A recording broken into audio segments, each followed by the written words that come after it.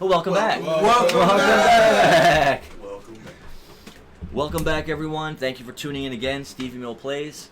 We've got a lot of fun lined up tonight. Judging by what everyone has been talking about, it should be a really good session. Thank you guys for tuning in.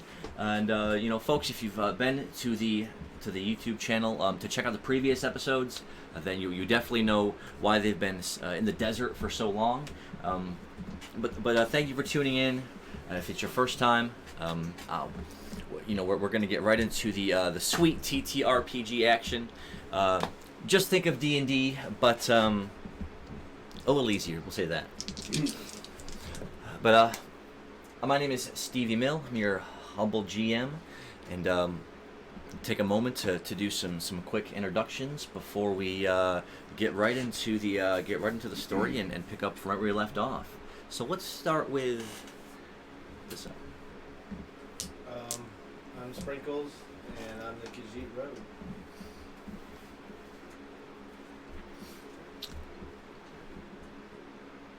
Very lively.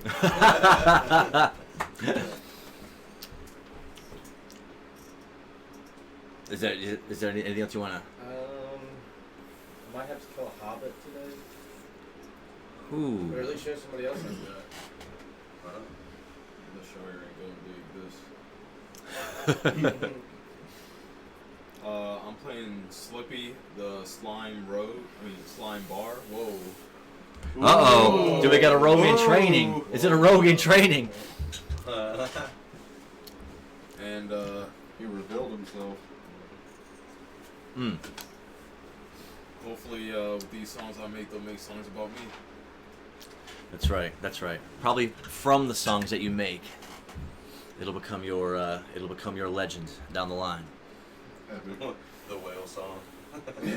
Look, you keep doing it. I'm saying people all over the place are gonna, people are gonna start playing it, and they're gonna be like, "Where'd this come from?" I'll tell them it's underwater yodeling. I am Drum, the Namekian Dark Mage. Might be evil, might not be. I like fishing, I like fighting. What more you want to do? Namekian that likes to fish and fight. And meditate. You gotta have a balance of everything. Perfectly balanced, as all things should be.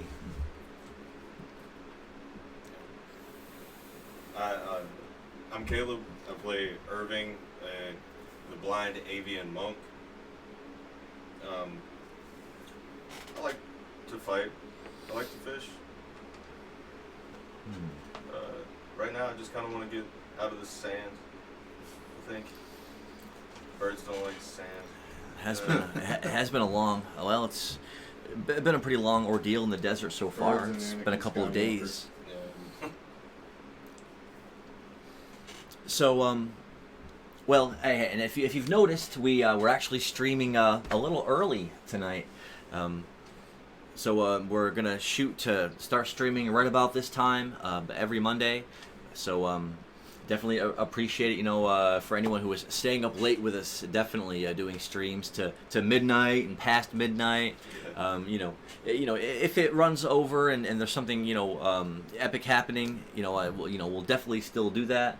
But we want to start early so that we can finish a little earlier, so that everyone can, everyone who has to get up early in the morning and work can go to sleep. So, that being said, again, thank you everyone for tuning in. And if you remember, for the whole last session and the session before that, our group of adventurers have been in the desert. Or on a desert continent, I would say is a more apropos way to say it. And it's started out by landing at the port, and from there you've been walking in the sand now, I would say all night. And so it's been several hours since you've even seen the port city behind you. And also, and if you want to go back and check out the fight or the battle from the last session, please I know it's still on Twitch. It'll be on Twitch for a while. You can also go check it out on the YouTube channel. But it was a really, really awesome fight. What a great battle, I think, all around. Everyone just... everyone came together at the end to really secure the victory, as we like to say. You guys got that dub. So I was super excited that, again, no matter what sort of dangerous opponents I put in front of them, they just seem to be able to beat them. You guys have to drop in the chat if you just want me to start making the enemies just a lot harder. I'm just making them all harder. Should they all be 30-foot tall iron golems or what? Either way, we taking them down. I mean, we're pretty. I mean, Crafty. we're pretty. Nothing Yeah, else. if nothing else. Put slimes in the chat. Slimes in the chat. Hell yeah. Well, hey, I'm all about trying to put adversity I'm trying to kill somebody. It just doesn't ever seem to happen. Can't. So, well, the other campaign is a bit of a different story, though. I've gotten my GM player kill count up to a couple now. So, as a DM, I feel I'm not gonna say I feel bad about it because I don't. But it's good when you're able to cut loose and have big sweeping battles and you're lucky to have people that can bring you back from the cusp of death as well. So to any group of adventurers out there, if you're traveling, I would recommend you have a cleric or someone that can at least bring you back to life. It turns out that just goes such a long way. But you have been walking north and east in the desert all night until they had come towards the end of the last session, up to a crest in the sandy dune, where they had been able to spy on another group of adventurers out here taking rest at a campfire in the sand. But as they developed their plan and they approached, it turned out that these travelers were more than travelers themselves. They were sort of up to no good, and we'll just say that they all, none of them had any positive alignments amongst any of them. But after the battle, there was one that escaped. There were 3 enemies that had been slain, and 1 that had been captured. Their halfling rogue or their halfling thief. So and it is still the middle of the night. So if you think of yourselves out there in the expansive desert, 1,000 twinkling stars over your head, a couple of embers still burning, letting off a wisp of smoke from the campfire next to where you have this hobbit tied up. He's wriggling in the sand desperately, kind of trying to get away. Let us not forget the adversary who ran away and wished to never see us again. And the feeling's mutual. Yeah. I don't want to see her ever Her again. name was Dina. Yes, her name was Dina, and so it was another custom class that that's in the game called a spectral summoner. Someone that can use their magic to generate fierce animals and set them on people. So she was a pretty powerful a sorceress in her own right. Sneeze, excuse me. Bless you.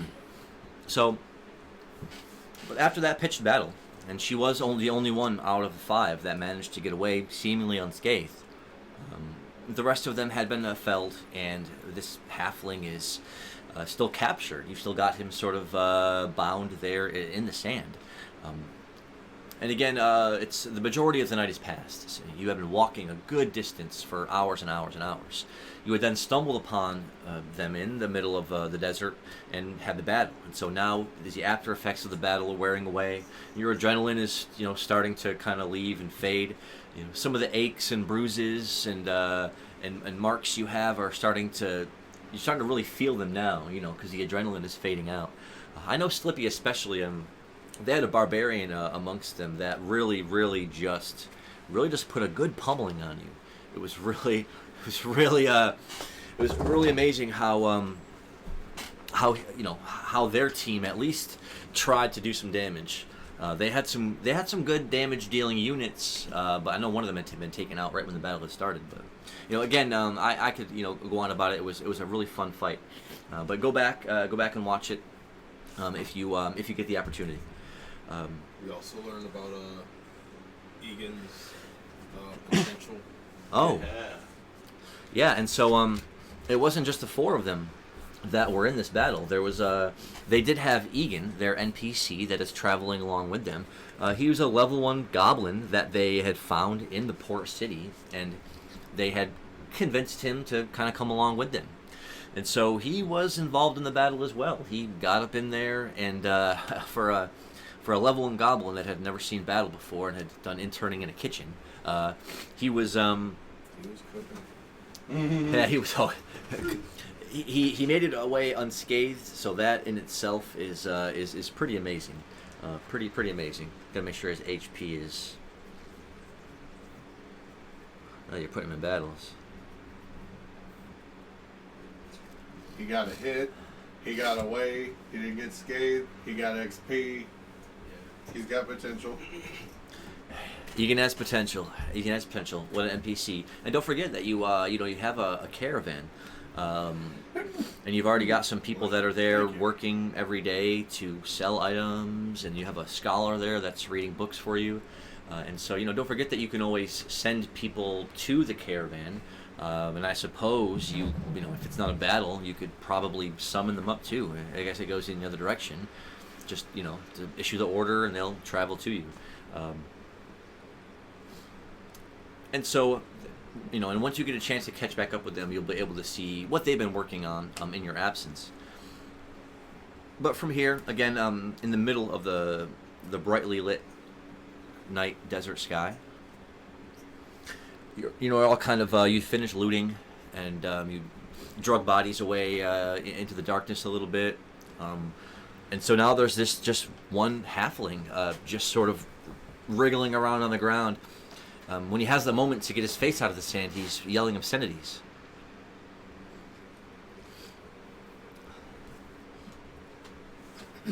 I'll play him. I'll play him a little positive, jolly joint, mocking his capture.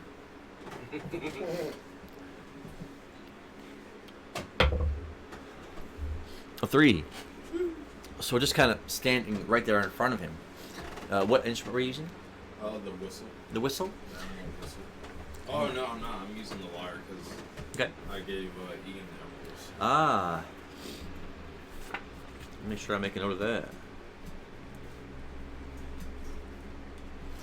So standing over the bound up hobbit, you start playing the lyre until thrum-a-dum, thrum, thrum-a-dum, thrum, thrum, thrum. So you play it, over and over. You're kind of dancing in a bit of a half circle around where he's wriggling there. Just singing about, how it's great to be able to move your legs and dance and sing all day. And he's just, let's see if his cursing is abated. With a 4, no, his cursing is not abated. He's yelling slanders at everything within earshot. I'd like to roll to smack him in the face and tell him to shut up. Okay. That will be a D6. Well, with a 2, you walk over to him and, putting a boot firmly against his back, like, hey, settle down. That works. He kind of becomes frozen still for a moment, as if he's expecting something to happen to him, because his face is down. He can't tell what's happening above him. So he's just frozen, pinned for just a moment. We'll say that he gets to speak, and he will say, on a 3, he says, You're lucky that Dina left me here to die, so she'd probably kill all of you by herself. Tell me more. Elaborate on that.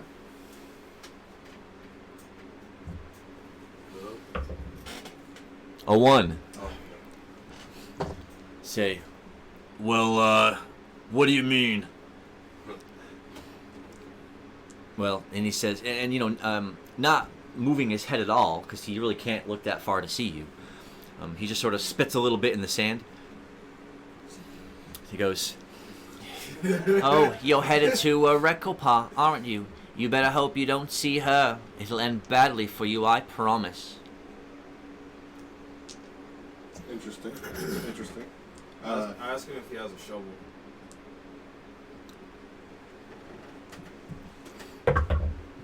A 5. Leaning over him, you say, "Oh, you got a shovel in that inventory anywhere?" He's like, "You've already looted me. Kill me if that's what you want to do." I have a shovel. I think I have 2 shovels. Should we make you start digging his grave? So then, like, Yeah, I got pull 2 himself shovels. Burying Why his would we grave. bury him? Yeah, we could see if he wants to get revenge on the lady that left him for Let's dead. just see what information we can get. And I don't think he cares about his life, so just get what information we can get, and then let Egan do his thing. And we'll All get on right. our way. All right. Game plan. Duck, Cat. Y'all are good cop. We're bad cop. I don't be All that right. cop. Well, you're advocating for him right I'm a now. rogue. No, I mean, we can kill him now. I don't care. I just thought you guys wanted the information. I like to interrogate. All right. Okay? Good cop. Who is the Bad highest charisma? cop. Not me. Ah, who does have the highest I have charisma? 5. I thought you had Oh the yeah, same. you have high. I Alright. got 4. Let me try talking to him. Maybe try threatening him a little bit. So, go ahead and roll a d6. I'm gonna be like, Who paid you to come out here? Before. So, putting your boot under his midsection and pushing, you flip him over onto his back. I'll start to do it back. Yeah, drawing your dagger out, you crouching, putting your knee on his chest, just hold it right up to his face, in between his eyes, That works. and then you say, Who paid you to come out here? "It's like, oh, like I would give up my buyer." Hey, He's like- did you give me that shovel? But he does say, but they do send us out here in groups to take from what foolish travelers would dare to try to cross the desert. Says, we're just a group of bandits who got out here, just got paid to take lives. I'm gonna Who be is that? singing on the side. If it was good info you gave, I wouldn't be digging your grave. Alright. As I start digging with the shovel, Oh. Sprinkles give me. Okay. Yeah, alright. I'm gonna Yeah, d6. lean in closer. Ooh, well, it's a 3. So you are digging over here, kind of looking at him, give him an icy glare, as you were told him that, if it's good information he gave, you wouldn't be digging his grave. So, and his eyes flicker around from where you're standing over him to where, you're standing on this side, and see, everyone is kind of almost in a semicircle around him. We'll say that you're just sort of, you had stepped off away from the heat of the fire and the battle to kind of recover your wounds a little bit and to kind of calm down and focus and maybe meditate. And Egan was back up on the hill, back up here, like just watching, peering cautiously. But Alright. Can I follow up with another question? yes, I'm gonna lean closer. I want to cut off his ear, and then ask my question. Are you gonna ask it into the ear too? Yeah. wow, like a walkie-talkie. Yeah. do I roll like I have like a stabbing skill, but Chop. yeah.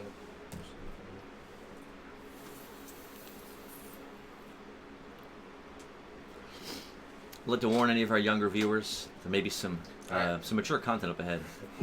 Viewer discretion is advised. Viewer discretion is advised. I'm just gonna roll because Dang, bro, the board's there. Don't cut your finger.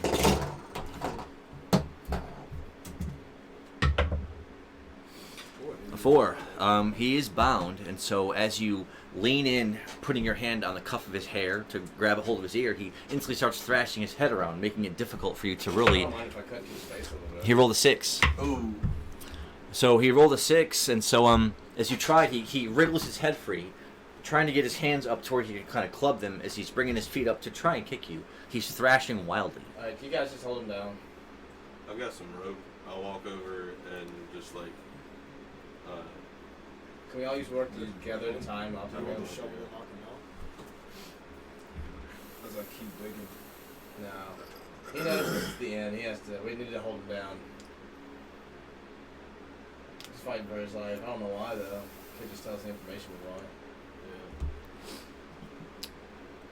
Like, we could just take him. Can we all use work together to hold him down? And not like while I cut him. Everyone roll d4.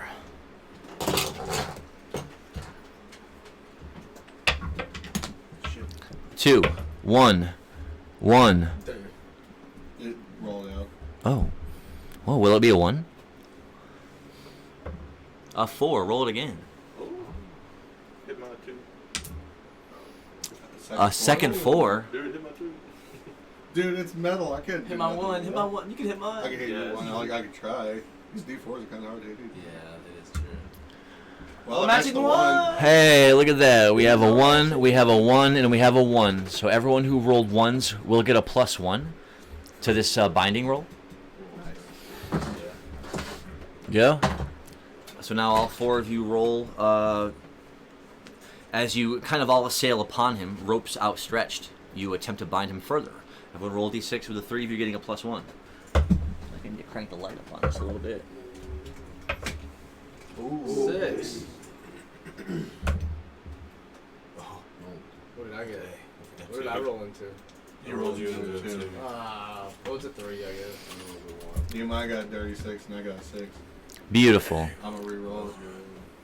Well, that is enough success, with 2 of you getting 6s. That is enough for you to effectively bind his arms to his body and his legs together so tight that he can only wriggle mummy-like. You then you're going to put a thick piece of the rope as you're tying it up around his neck into his mouth, so so he's Can't thrash his head as much. so he's trying to keep him bound as tightly as you can. This is getting spicy. He rolls a 6. Glaring up at all of you angrily. He's just kind of wriggling the best that he can, though. Well, he did get a 6, and so he's struggling mightily to not give in to tell you anything. And so your tactics so far, you definitely see the fear and the complete terror in his eyes, but he's with 6s that he's rolling, he's not giving anything up just yet. Well, I have a petty plan. What if we bound and gag him so he can't scream while he's already bound? And then we drag him into Rekoppa and we just pretend we know who his hire is and he can't defend himself. That way we can It's not take work them to into drag out. him. I think we should just keep torturing him. I mean, he's just a happy. He's not that heavy. I mean, we got enough rope. You just pull him. Yeah, you can drag him. Can I still cut his ear out? That'd go hard. I want to do that. So he's bound now and he can't get away Yes. easily? Alright. Let's roll d6. With a 2, holding the knife down back behind his ear, you then grab a handful of his hair and jerk his head to the side. As soon as the sharp edge of the blade touches back behind his ear, you hear him go, like he's really wanting to say something loudly, but the rope over his mouth is inhibiting him from saying anything. Alright. Should've thought about Somebody that. else hold him down and then somebody take the thing out of his mouth so we can see if there's any information. Let's roll it. Yeah. This is all we can try this a couple times. If he's not gonna say anything, we'll just go on. Right? So I kind of want to move on. 5. 2. So you're pulling the rope out of his mouth. He's like, alright, I'll tell you everything I know if you promise to let me go. Yeah, fine. It's what we wanted the whole Is time. he spitting? It's like a bunch of cowardly sods. They're tying me up, wanting to torture me. You're savages. Yeah. We didn't We want are to do the any knight. of this. If We you are could the have desert come knight. to the same conclusion. Buddy, you ain't seen the half of it. Yeah, We are Zupindus Vengeance. I'm not saying anything. I'm just gonna repeat my question and be like, "Who the fuck is paying you?" It's like, no one will believe you anyways, so I might as well tell you. It's like, we take orders from a lieutenant of the city himself. He must answer directly to the prince, or who knows, even the king. It's like there's more than one group of us. There are several. We take turns coming out here, preying on suspicious travelers, wandering people, and just, well, you know. Okay. So you're saying if we wait here long enough, we'll catch your next ship and be able to farm them? I want to signal Egan to come over. Egan's going to slowly come down the sand dune to stand around the semicircle of you as you're standing over this bound-up halfling. Didn't he get the knives from this guy? He has a serrated dagger, 2 silver daggers, and 2 regular daggers now. Around a... Did those come from the Yes. Hobbit? I wanted to use the ones he has from the Hobbit. I'll look at him and tell him, you know what you need to do. Egan says. But, you said you'd let him go. Egan, it's your choice now. You can cut those ropes and let him go, or you can use that knife and finish him. We're not going to make you do anything. But before we cut him loose, I do want to ask him one more question. Does he know any of the routes of the other bandits that are in the groups going on? Because then we could try and find them and take maybe some of their routes. We're giving him a knife? He's good with that. He says... No, don't give him anything. Oh, Okay. no, not that. Oh. Says the groups are different every time, and they send us to different places in the desert to make it random. He's like, it wasn't the first time I got paired up with Dina. If she's probably going back to tell the lieutenant what happened. Cool, so we'll get some more experience later on anyway. Can I ask Egan to do it again? Egan rolled a 5. So as he on a d20, as his trembling hands step forward, holding out one of the shiny, polished silver daggers that this hobbit had, he stands over him for a moment, his legs shaking. The hobbit looks up at him with his mouth still unbound, and he said, and he's just like, "Huh? They would have a boy do a man's job." It's like, "Well then, boy, come in and do it if you're brave enough." There ain't no men here, Tiny. Not a man to be found right now. It's like, what of the world of men? I'm going to go ahead and equip my daggers in case this goes terribly wrong. Yeah, I have my daggers out. So as everyone kind of draws weapons and gets ready, Egan stoops down with the dagger, his hands trembling. The halfling just glaring up at him right into his face. His breathing starting to go faster and faster as he's starting to gasp. Egan puts the flat edge of the blade underneath one of the thick coils of rope, and then in a deft motion breaks it, swinging it up like this, causing the ropes to flay away. I tap Egan on the shoulder. I have a reaction. As the halfling struggles the ropes unbinding as he's now pulling them off of him. I have a reaction. Okay, well he's okay. I would like to use those stab. Good day.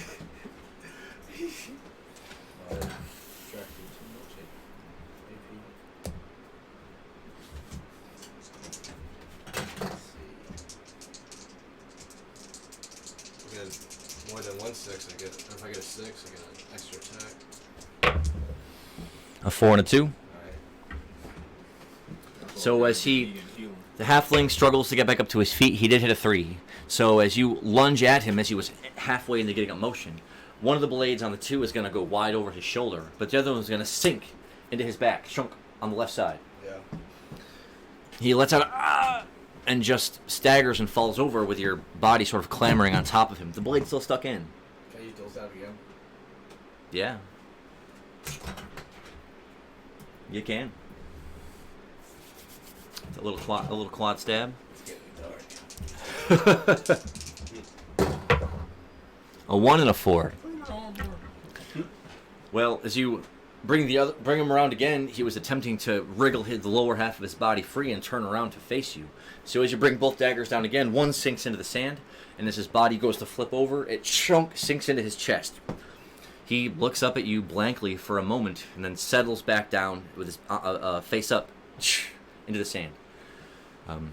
Blood running out of the wound, a little bit of it trickles out of his mouth as he's not staring at you, but past you, perhaps up at the starlit sky. Nice. I want to turn to Egan and say that's how you do it. Turning, walking over to Egan.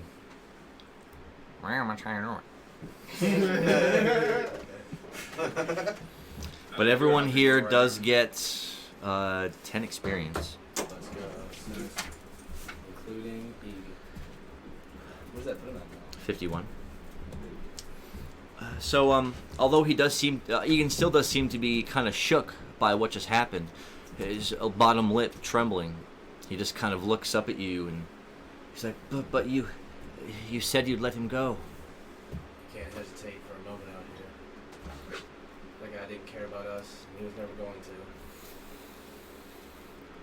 to. Well, you're right. He must, yeah. And she was surely He's only going to. do more harm to other strangers. He's going to agree with saying that, you're surely going to go and tell people about us and bring men for us. Do harm. At this point, the final embers of the campfire, because of the wind dies down for just a moment, and it's normally there's the occasional gust here and there, making it sort of constant one way or the other as you're standing around in the sand. And if you didn't have your sand masks on, you'd have to kind of be mindful not to get it in your face or in your mouth. But with the desert wind dying down to a creeping stop, the fire then just with one last heavy wisp of smoke goes out. It's still got embers, and it's still casting a small light around it, but that just increases the darkness just a little bit more around you, as you're now all the five of you are now all standing around this halfling's body in the sand. I'm starting to borrow it. Roll a d8. I thought of a question we should ask. That interference. Another one. Probably ain't on my son. So with a 1, you are able to devour him or the top layer of his skin and flesh. But on a 1, you weren't able to pick up his latent ability. I'm gonna go back to digging his grave. You had already half dug it, and so you finishing out the turn. He's a halfling, so I guess he could fit. Yeah, that is true. That is true. So you can bury him if you want to. Yeah, I'll drag him over to the hole. Slides over. Shh. So you throw him in face down. Takes just a moment to push the sand over, and then there's just a small amount of sand, and you would never know that there's a body under there. Can I pee on it? Roll a d4. That's all sprinkles. There's his litter box. right out the box. A 3. Well, with everyone standing around, you don't think you can do it. That's fair. You know us Namekians. Nervous peers. All of them. So, that leaves you then with his body buried and the desert stretching around you. Produce your the section of the map that has the star charting on the back.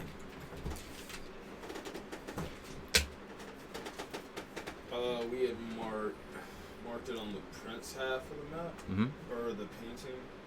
Yeah, but and we only marked the first marker. that we got. because the battle has kind of affected your orientation to where you are in the desert. You have to kind of stop and be like, okay, which direction is north and which direction is east? So then you have to look at the stars you've had kind of dotted there, and you kind of have to hold it up to the sky and strafe around in a circle until it lines up. Roll a d6. 6 and a 5. So on a 6, yeah, once you get about a 3/4 turn to where you're about facing in this direction, you're like, oh yeah, bright star there, and that duo in a row there with that one below it. You're like, okay, so that must be directly north. So you know that this is north and that's east, and so you'd have to walk in this direction. And that should take you in the direction of Rekoppa City. We should probably. It'd be fun to stay here since these are the guys guarding this area for this shift. Apparently. But when we wake up, it's gonna be stinking. Well, I do recall we really wanted to perhaps play some hits and misses in a night game, and we didn't get that opportunity. we now find ourselves with an opportunity. There is also one of these ostrich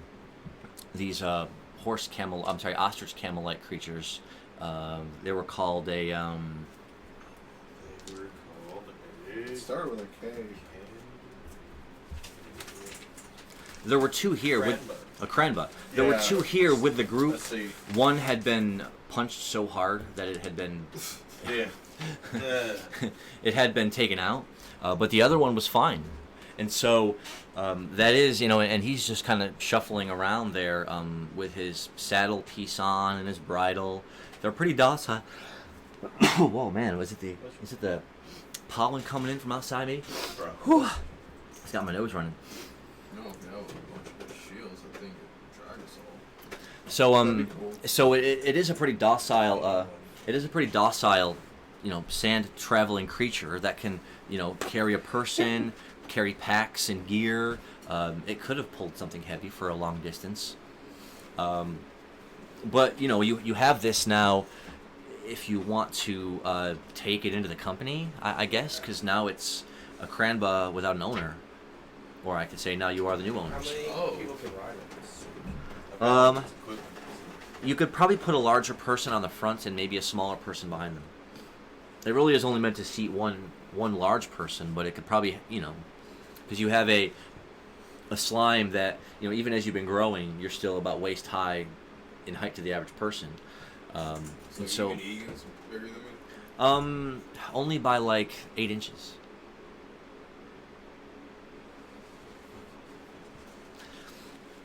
But every level you gain, you do gain mass. Well, let's see Gargoyle. Do we want to maybe try moving further away and then resting? I mean, yeah, that's probably. How long did it take us to get to this marker? And he already told us that hours. she's going. So it's should we keep going for a few more hours and then rest while it's still dark? The first marker we found was an hour and a half in, heading northeast from Shunrin Port to in the Shunril Desert. Mm-hmm. I think we probably spent maybe a half hour. Were we at the first marker? Or? You're past it. We passed it. Okay, so are we at the second marker?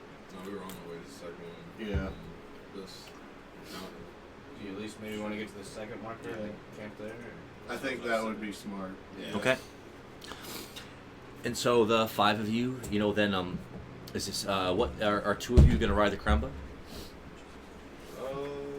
Can I eat a healing herb? Sure. One of you two and Egan. I'd like to give a healing herb to Slippy. Okay. I'm fine. I took a little bit of damage, but Yeah, no, I'm chilling. I'm good to walk. Y'all can ride. yeah. It's Alright. damage that you can kind of walk off. Can me and Slippy ride? Sure. He took the most damage. No, it'll be fine. Egan can ride. I'm already healed. Okay.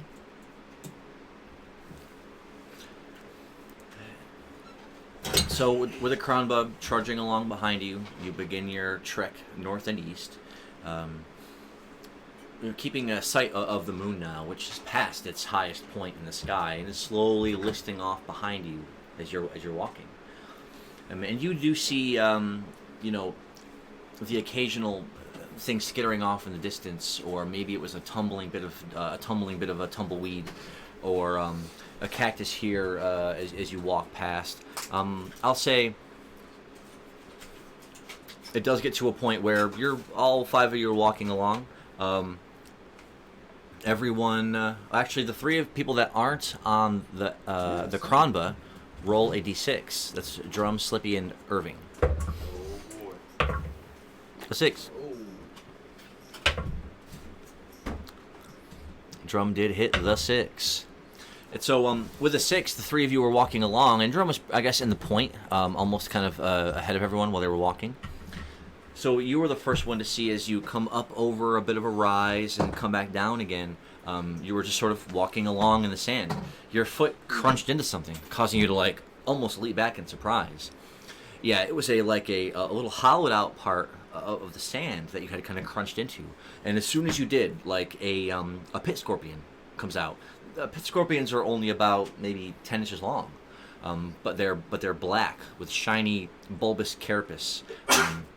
Thick black pinchers, and that of course scorpions are known for having a stinger tail, but it's all jet black. It comes scurrying out of its nest that was just crunched on, and is looking like it's going to spin around, maybe burrow itself back into the sand. Do you reach out and try to catch it?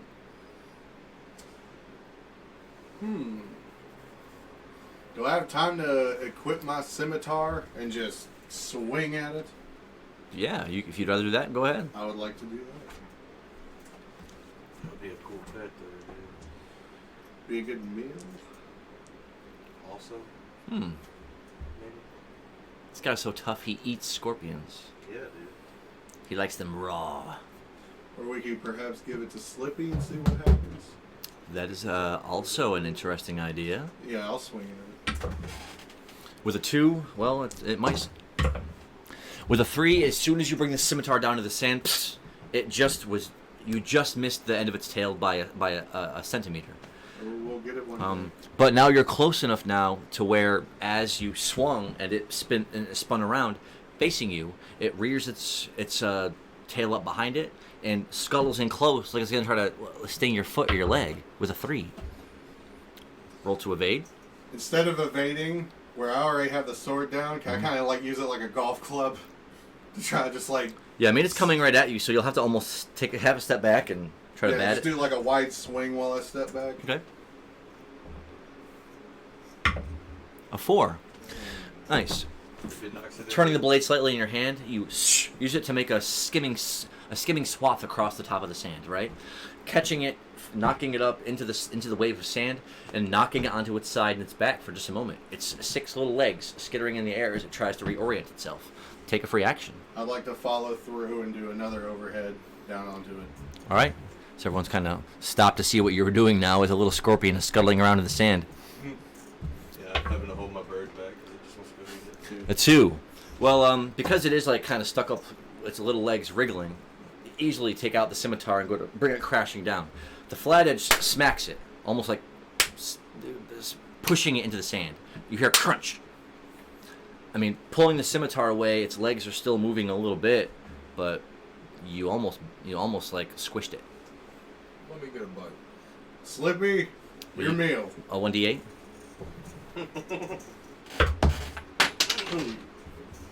Wow, it came around full circle. A 5. Nice. That is enough to, as you sort of absorb it into your body. There's a moment where you feel like, the poison may affect you, but then, that's just a brief moment, as your body absorbs it and it forms into a move called predate infect. And that's 3 a day, 1d8. Poison counters. Oh, look, don't make them lose the game. All right, that's just rude. If you're gonna beat someone, do it with damage. You said 3 times a day? Yeah. And D8? Yeah.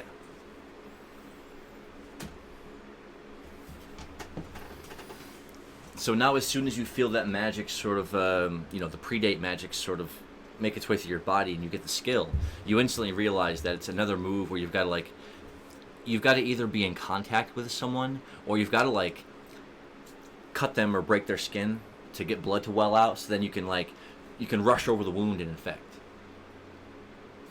And that'll work for any kind of living creature then. Or, I mean, I'm sure there's some other applications for it, because there usually are in games like this. So I know that you will find some great ways to infect some awesome stuff. That was good. Nice. So, We got damage over time.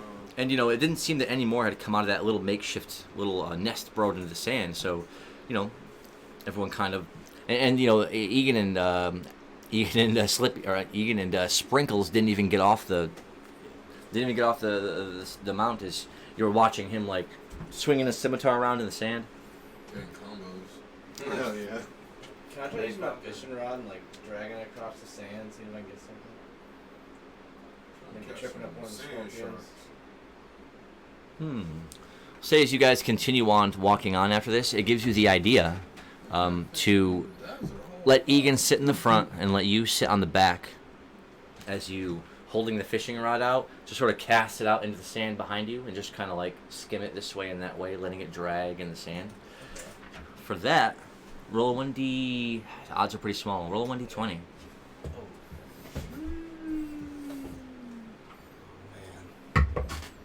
Ooh, so close with an 18. So close. That slim. Oh man, I should have let you use one of my lures that were A 5% chance is would be you'd have to hit the 20. Can You I know- try putting a lure? Well, it'll give me +1 then. It would definitely. Lures are good for fish. How many fish do you think you're going to catch out here in the desert? There's something. Well, I mean, there are things under the sand, like scorpions, for example. That's just one thing that you maybe can find. The little crest, like where the nest was, Mhm. would that count as like a small area, like a small casting area? A casting area. I have a river rod for smaller, Okay. where I get an advantage. Well, I'm kind of using wordplay like a lawyer. you would with this almost one. have to fill it with water for that to kind of work. Hear me out. I know we She's have like- the water to drink with, but what if we could put enough water in this hole for it to count? I have a +2 on my river rod, so we'll have that advantage. I know it's a long shot in the dark. I'm just saying. They're trying to fish in the desert really hard. Really hard. Oh, It's not the starvation. It's not the walking through the You know- desert. It's not being able to fish. It's You know, I have 3. We can maybe do large, fishing in the night games. okay. You know what? Yeah. Put a pin in it. It's okay. You catch like raven fish too. Things like that. Yeah. Let's just walk, find the next marker, and get to some night game. I have 3 large water spoons.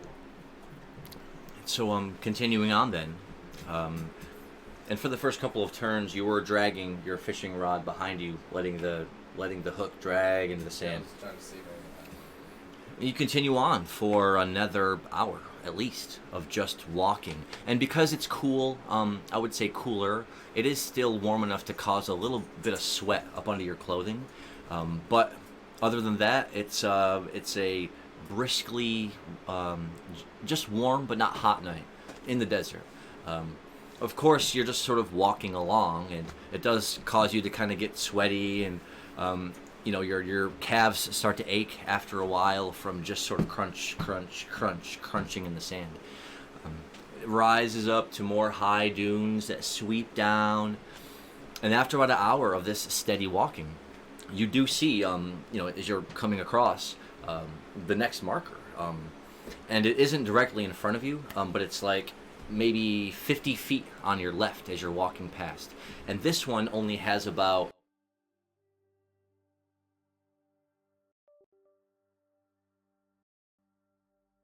in the night breeze.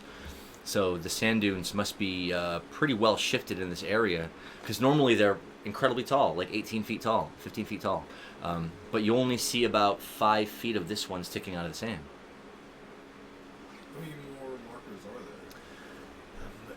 We don't know. You would think, I mean, it is difficult to say. You've been walking now for, an hour, hour and a half, and 2 hours before that. You've been walking for like 5 to 6 hours, and that doesn't count the battle. So you have seen 2 markers, and you may see one more, but you may not. That really depends on your distance in relation to Rekoppa City. But because you don't know where that is, it is still kind of guesswork. But you did find another marker, so that does let you know that you're definitely on precisely the right path. I'm gonna mark the sky on the map again for where we're at. Roll d6. I'll take a rest, I guess. Take a breather. A 1. Will someone else attempt to The intelligence. will someone else attempt to make that roll? Yes. Well, that's roll 6s around here. Roll the game. So helping out, you're able to as you're describing where the stars are, and which ones you want to add and what they look like, because you have to kind of equate it to like pictures or like the way they're lined up or the way they're patterned. So these 3 that make a triangle are over here, and these 2 bright ones side by side are over here. So you're able to a drum is able to help you work out how to update it with your current location.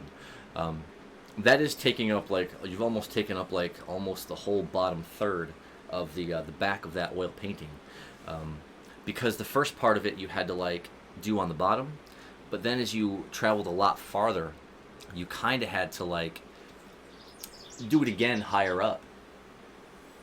I don't like birds. Well, desert. Was that your bird? That's our guest for today. It must be that canopy crow that keeps swooping around at night. Get out of here, Brazen. We've heard enough of you. That was cool. You brought a prop to make it more in depth, though. Yeah, dude.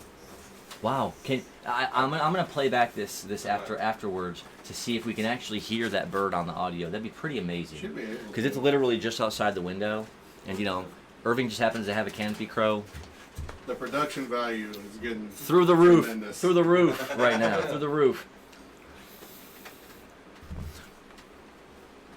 So with the second marker in place on your map, will you set up camp directly at the marker, or will you pick a distance away from it? I think we should just stay at the marker. We'll say it was right here. As you walk up to it, we'll say that's the marker. We should look ahead a little bit to make Oh, sure. yeah, we They said we can hear it. We can move a slight distance away from They said we can hear it. I'll at least go to the highest dune. This camera up here in the corner is frozen, isn't Which one? Oh, yeah, it looks is. like Oh, some technical difficulties. That has not even happened any time on this stream. It's crazy. I guess that's good. We can do 50 hours before we have technical issues. That's pretty solid. That's not bad at all. So let me just take a peek here at what I can do about that. Please stand by as we're experiencing some technical difficulties. Oh. Oh, wow. Let's see. Good. What did I hit? You hit an 8.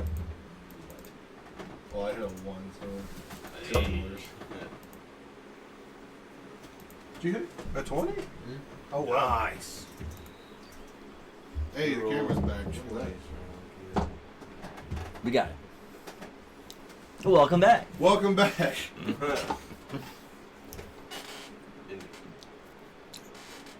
So we got that squared away. Did you want to walk? You said you wanted to walk some distance past the marker before setting up a camp? To the highest dune. Okay. And say that does take you a good 15 or 20 minutes even past that marker, going up a long sanding dune to where you can really feel it in the front of your legs as you're kind of pushing to get up the final piece of that dune. I mean, it was long, like 80 yards. So when you finally get to the top, turning around, it's just a wide sweeping valley of sand out in front of you. You can't even, you can't even really see the marker anymore from how far you've walked past it.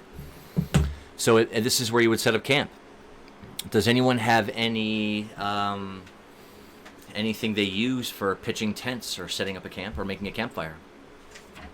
I have a C tent. Do we need a campfire? Oh, that's a company size. That's a company size tent. Yeah. We can set that Do up. we even need a campfire? Isn't that warm? Yeah, but it provides light and a way to cook things. I think we should just sleep. Okay. We have a vote for just set up the tent and crash. Yeah, I think that'd work. I have some jerky we can eat. So I have a couple of cots that I can put with the C dang, tent. he's gonna put the cots inside the tent.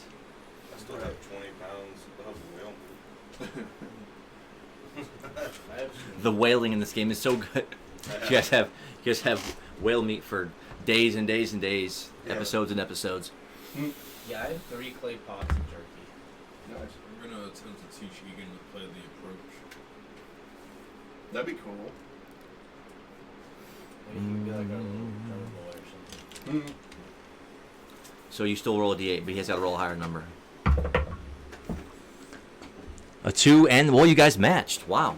So as you start playing it on your A lyre. the lyre, and you're doing this while Drum is putting stakes into the ground, drawing canopy over it, kind of pitching, one of the larger poles that are in the middle to give it a sloping appearance as far as the canopy tent. So he's getting everything built.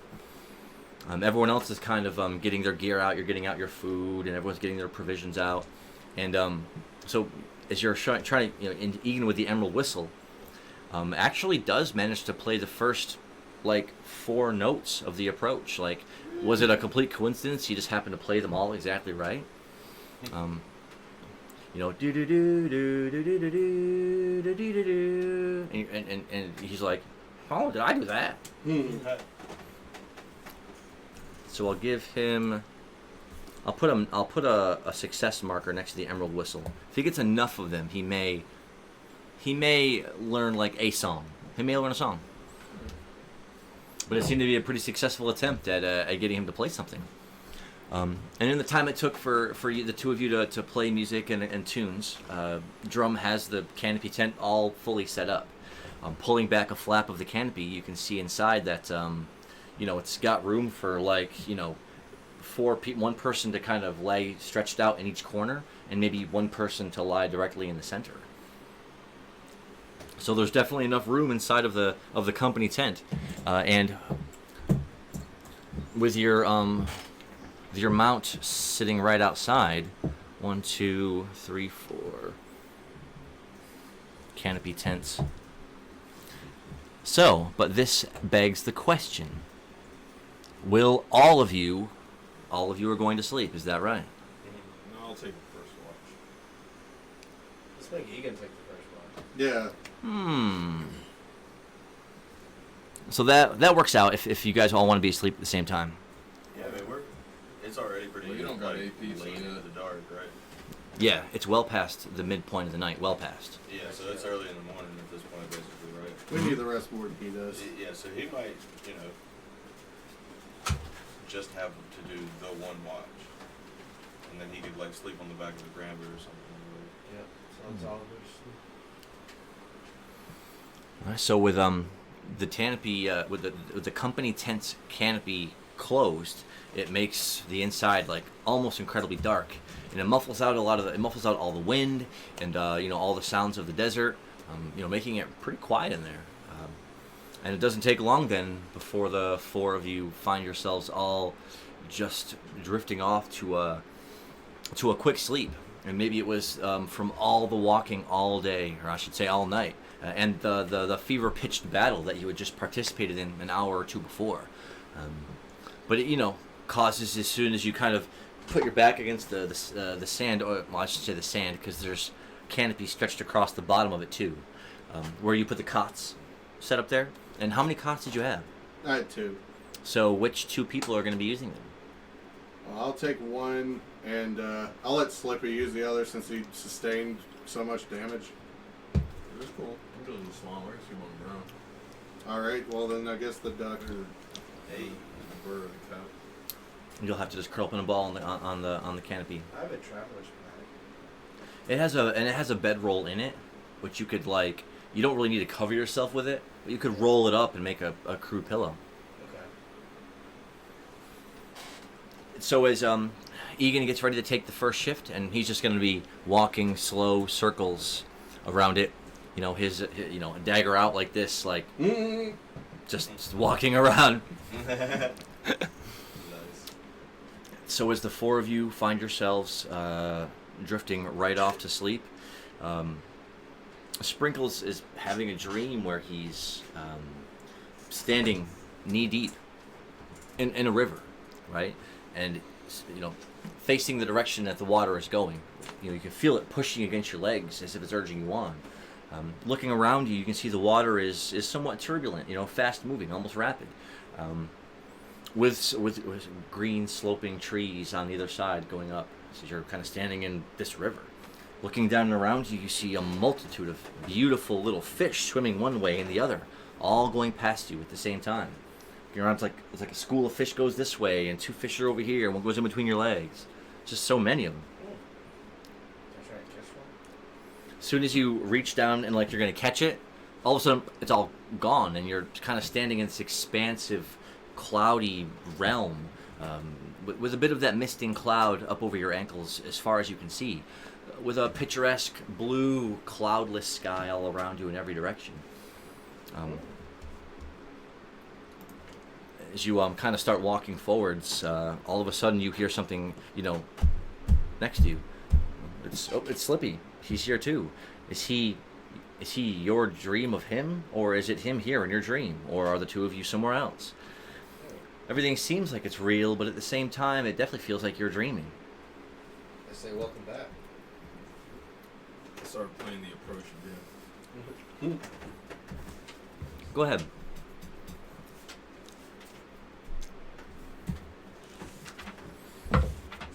A 6, nice. So you start thrum thrum thrum thrum thrum thrum thrum thrum thrum thrum thrum thrum, and start playing the approach. All of a sudden on one side of you, you can see Irving kind of walking, side by side with you, and on the other side of Sprinkles is drums. The four of you are walking in a line. Then all of a sudden, a shaft of light pierces the heavens and drops, 8 feet in front of you. And out from that beaming shaft of light comes must be a human, long hair tied back, with a traveler's cloak, with a backpack. He's got like a walking stick in his hand. But you notice that as he comes kind of stepping out, he looks as if he's like going somewhere. Is he on a journey perhaps? Stepping forward, he says, "Huh, how long has it been since anyone here has actually been to sleep?" It's been some time. Probably a few days at least. Let's give him a hearty welcome back to Dreamland. Welcome back. Slept on the boat. Stevie Mill says, "Well, welcome back." Welcome back. Says, in this place, when the players sleep and when they dream, they enter another place, another realm. Would you call it the place between thoughts, the place between dreams, the place between one conscious realm and the next? Well, who's to say? Stevie Mill is the one that gathers up your essences, your dream versions of yourself, and brings you here, so that while you're sleeping and you're healing and you're resting, getting ready for the next day or the next moment, Stevie Mill brings you to this place so you can have a little levity in these situations. You can, while you're dreaming, you can at least have a little fun. And when one person dreams, you can definitely have fun in your dreams. Anyone ever have a motocross dream or have like a skydiving dream? I used to have a dream when I was a little kid that I could like super bounce. Like I would jump and I'd just bounce like I was on the moon. And then I developed it to where I could start doing limited flying and floating. And then I could sit in clouds and look down over everything. I forget what that means if you have dreams about flying or floating. You'll have to let me know in the chat if you know what that means or what you think your interpretation of that is, because dreams are great, but the only thing about them is that they're singular. You can't you can't have a moment like this where everyone's dream people all come together and you can all have fun and play a game. I know that I believe there was one game in particular that people like to play in this dream realm, this sleeping scape, this place where we play games at night, or as we call them affectionately, night games. And that game is hits or misses.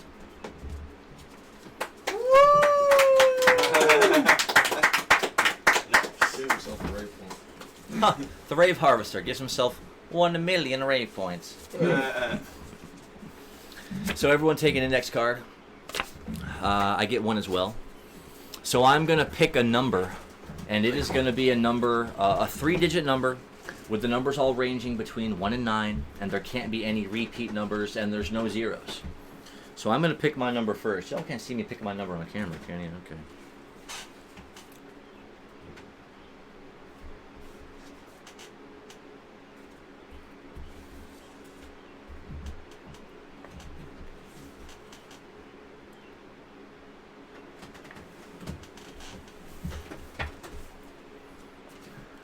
So I've selected a number, and the players are all going to take turns going around the table, showing me their number in secret.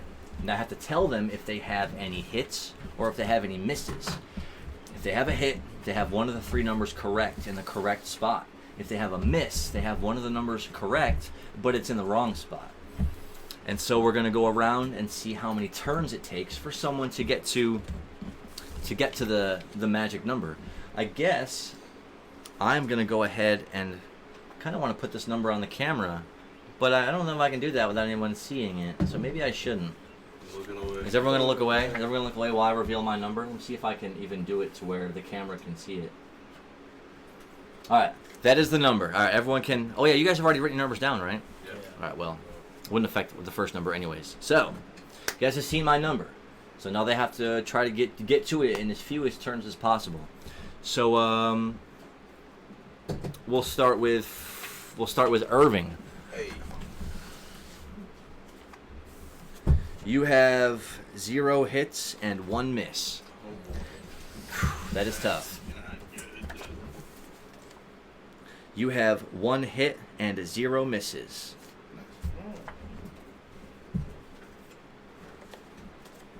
You have 1 hit and 0 misses.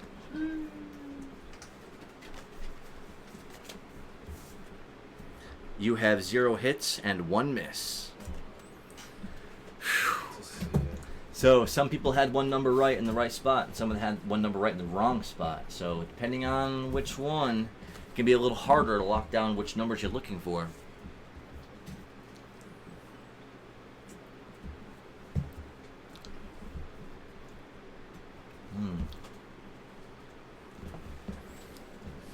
Right? You have 0 hits and 1 miss.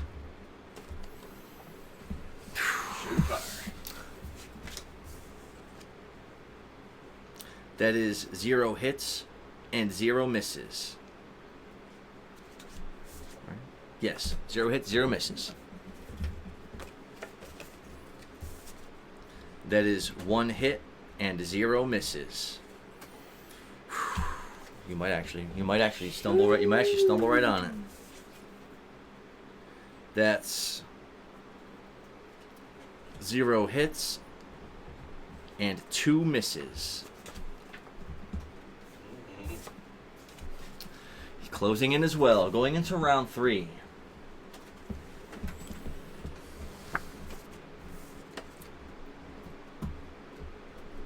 That is 1 hit and 2 misses. It doesn't take them long. It doesn't take them long to close in these absolute legends. Say 2 misses in the hit. Yeah, you had 1 hit, 2 misses. What? What? What? 0 hits, 0 misses. You just got 0-0, which means the only. Oh yeah.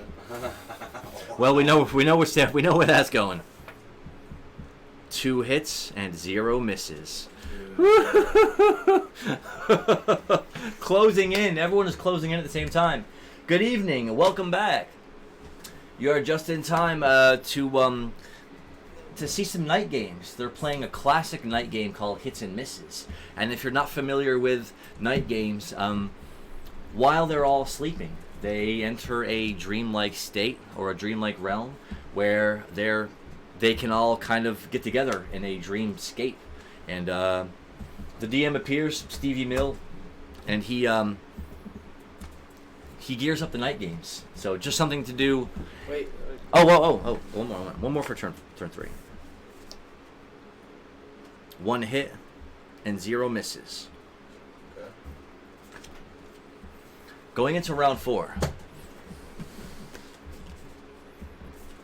That is a winner. We have a winner. Don't say it yet. Successful. Oh my god! Thank goodness that wasn't the card.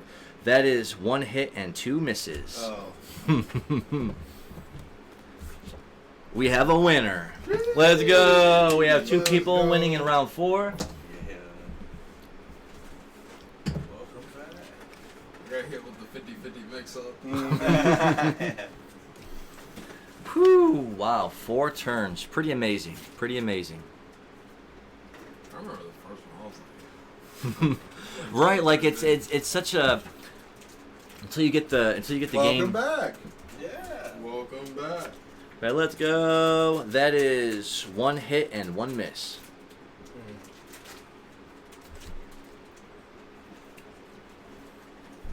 That is a winner. Okay. So we have 2 round 4 winners and 1 round 5 winner. Guessed my number with a quickness. Absolute. Wait, what was my last one? Your last one was 1 hit and 1 miss. At least you won your 50-50 mix up. I did not.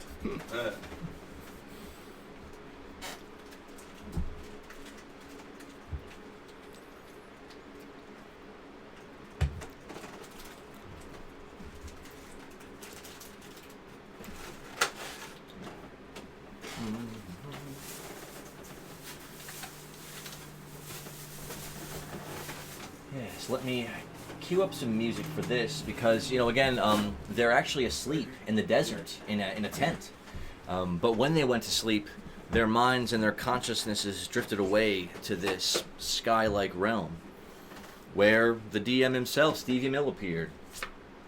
He's running them through these slick games. That is 2 hits and 1 miss. Going into round 6.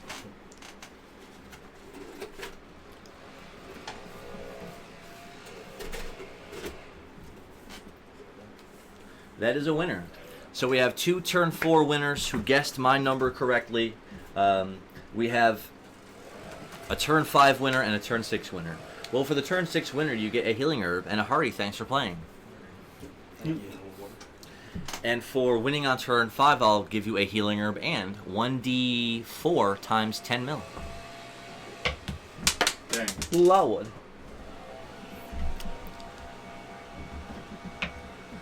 A 4, roll again. Another A 4 again. Oh, roll another one. Another 4. 3 4s in a row.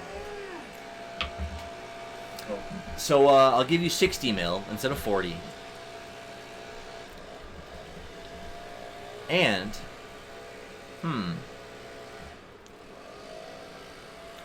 I'll give you a special one-time use item for hitting 3 4s. I will call it Did I get what was it, a healing herb or a healing herb first, yeah, and then the Okay. and then the 60 mil. I will give you a magic dart. dart? A dart. Yeah, it's a dart. It's a magic dart. Cool.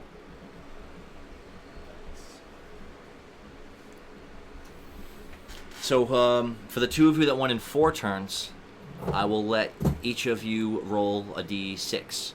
On a 1 through 5, I will give you the HP AP potion mix where you get like 1 of each. And if you get a 6, I'll let you pick which one of those, and you can have just 2 of them.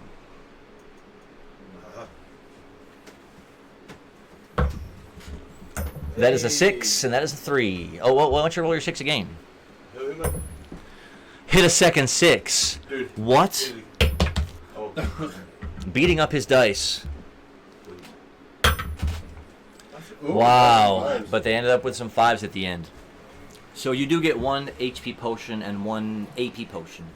And I will give you, for rolling 2 6s on that, I'll give you 2 AP potions and an HP potion.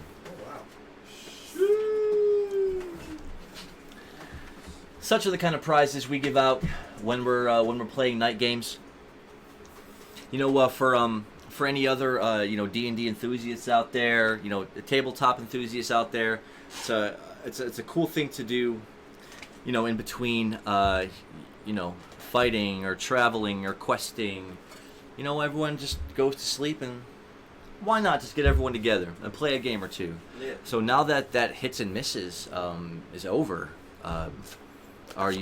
Do you want to play another round, or would you rather move on to another night game?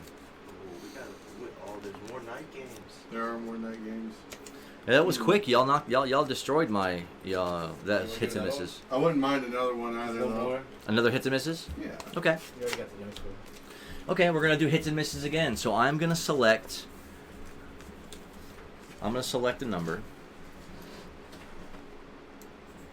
Oh yeah. Make sure you mark out your other stuff. Yeah.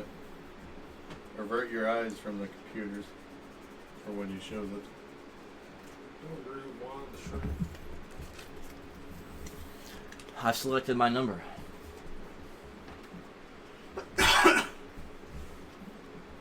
Oh, hang on. I'm going to show it to the camera. No one look. No one look at the number.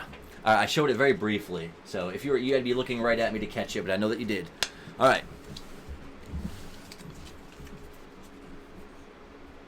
How? 0 hits, 2 misses. Nice. I was like, did I? 0 hits, 2 misses. Unreal. They're in my head. What? 0 hits and 2 misses? Oh my Oh, gosh. man. What? 0 hits and 1 miss.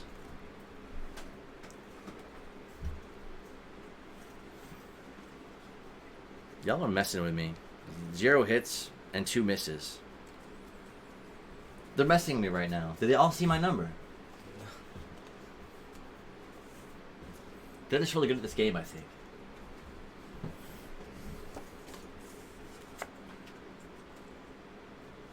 Zero hits, 1 miss.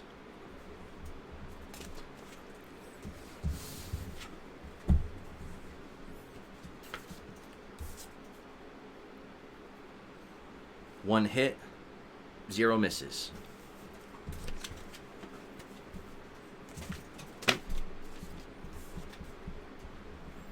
One hit, 1 miss.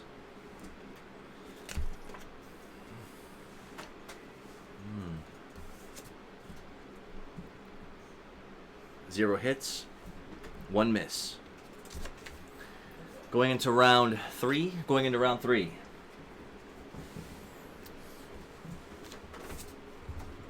2 hits, 0 misses. Irving closing in again.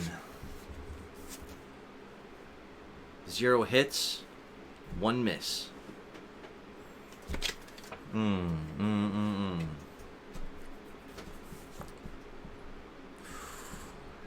0 hits, 1 miss.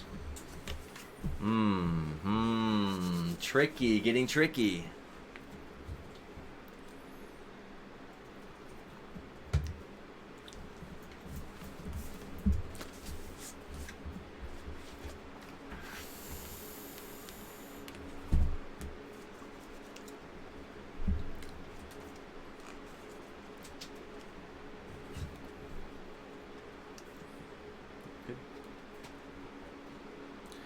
One hit, 0 misses.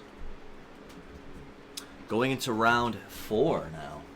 We had people win the last game in round 4, though this time I'm not so sure if it's going to happen. 1 hit, 0 misses.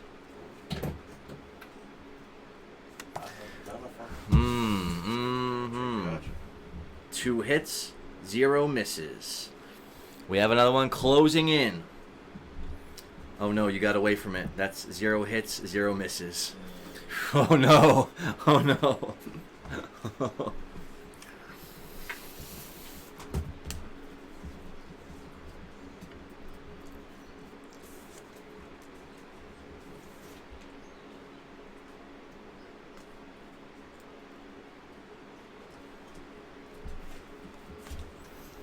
Sprinkles is deliberating heavily.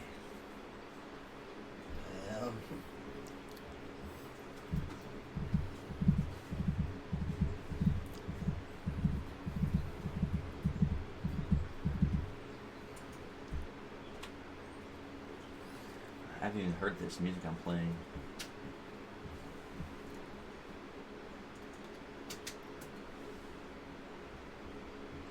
I'm sure it's dreamy. I would hope so.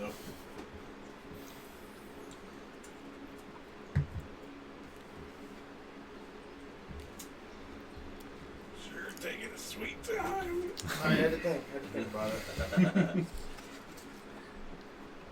2 hits, 0 misses. Going into round 5. Now, we didn't have any turn 4 winners this time. 2 hits, 0 misses. And Let me look at all your other numbers to see if you've even found the other one yet. I dropped too few numbers this game. 2 hits, 0 misses. Everyone is close. Everyone is getting close. 0 hits, 1 miss.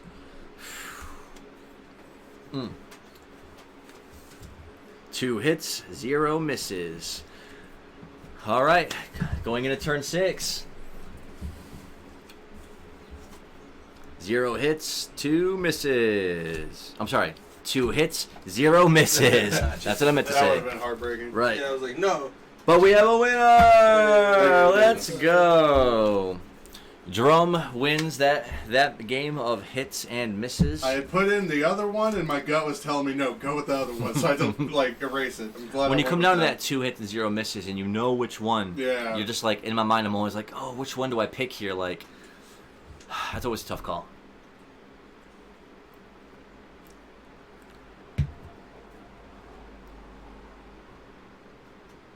Welcome back. Yeah, welcome back, Wilhelm. And yeah, you know, it's not very often that people win it in 3, and I've only ever seen a handful of people win it in 2, and maybe once or twice anyone's ever won it in 1, ever. This is one of the times I won it in 3. I keep it as my example of a good game. Winning in a 3 is amazing. It's amazing. This is because these are 2 of my worst 2 games. hits, and I keep those 0 in misses.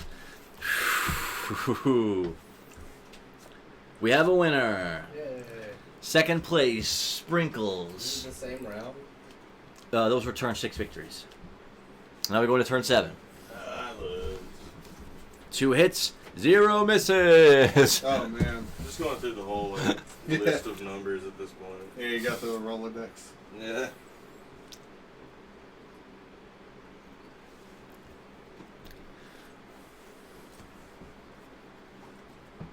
Yeah, I know it was French. I know it's gotten in 3, but French has also gotten it in 1. Yeah. He's one of the few that I've known that's gotten in 1. That's how he won the reroll ring in the brewery campaign, Oh, Yeah. by literally guessing the number that I picked on the paper like he was reading my mind. It was incredible when that happens. 1 hit. Huh? Oh, you changed the bottom number. You didn't put a new number. Yeah, you didn't add another number to your stack. You erased your number and put another number. That like messed me up. 'Cause, but that is your new number now, right? Or I just realized that. Yeah. that's fine. It's fine. But it is 1 hit and 0 misses. But now, if you don't know what your previous number was, you may not be able to get back to the 2 and 0. It's the reason why I was like, ooh.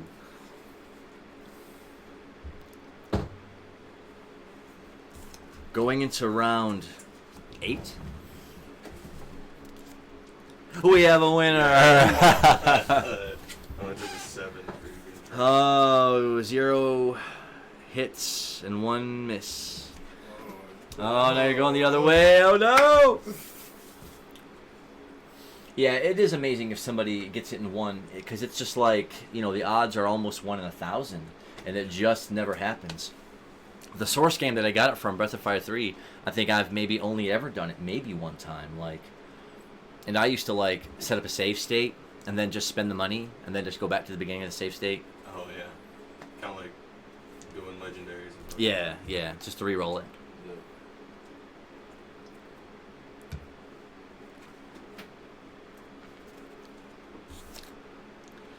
0 hits, 0 misses. I'll forfeit. Man. I concede. Number ain't real.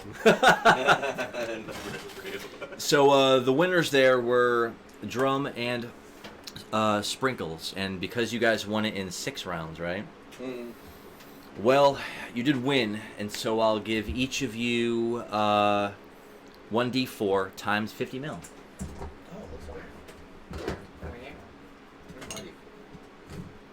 Where's your d4? There it is. Hits a 3. It's a 4. Hits the 4. Busting out 4s. So you get 150, you get 200. Stacking up the mill in night games. That's really why I like to play them. Because they be getting rich. They be stacking up on stuff. Yeah. 1000%. So now that we've played a couple of hits and misses. I get a healing herb even though I made it to like 8 around 8. Oh yeah, yeah. I'll definitely give you a healing herb and a hearty thanks for playing, and I'll give you 1d6 times 1 mil. Possibly 6 mil. I mean, you could roll it again too. Hold on. Obstruction on the field. That's It's a 5. not a 6. Never mind.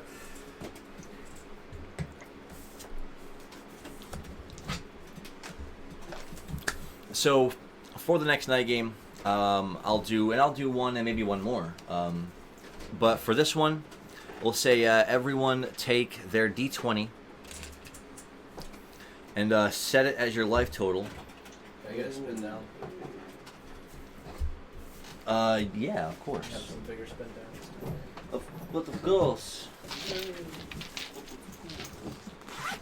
course. Of course. Giant spin down. Sure. You know I got the d20s. No, this is random. What? Oh, here you go. What? So everyone use a d20 and set it as your life total. And if you want to set them all up, Might have to change one. somewhere where you can see. Will you change mine Yeah. So, and I will let the person with the highest agility go first. for me? Let's see. I got Stev. Yeah, that's you for sure. All right, you are the most fleet of foot. So, who will you target first with your d6 attack?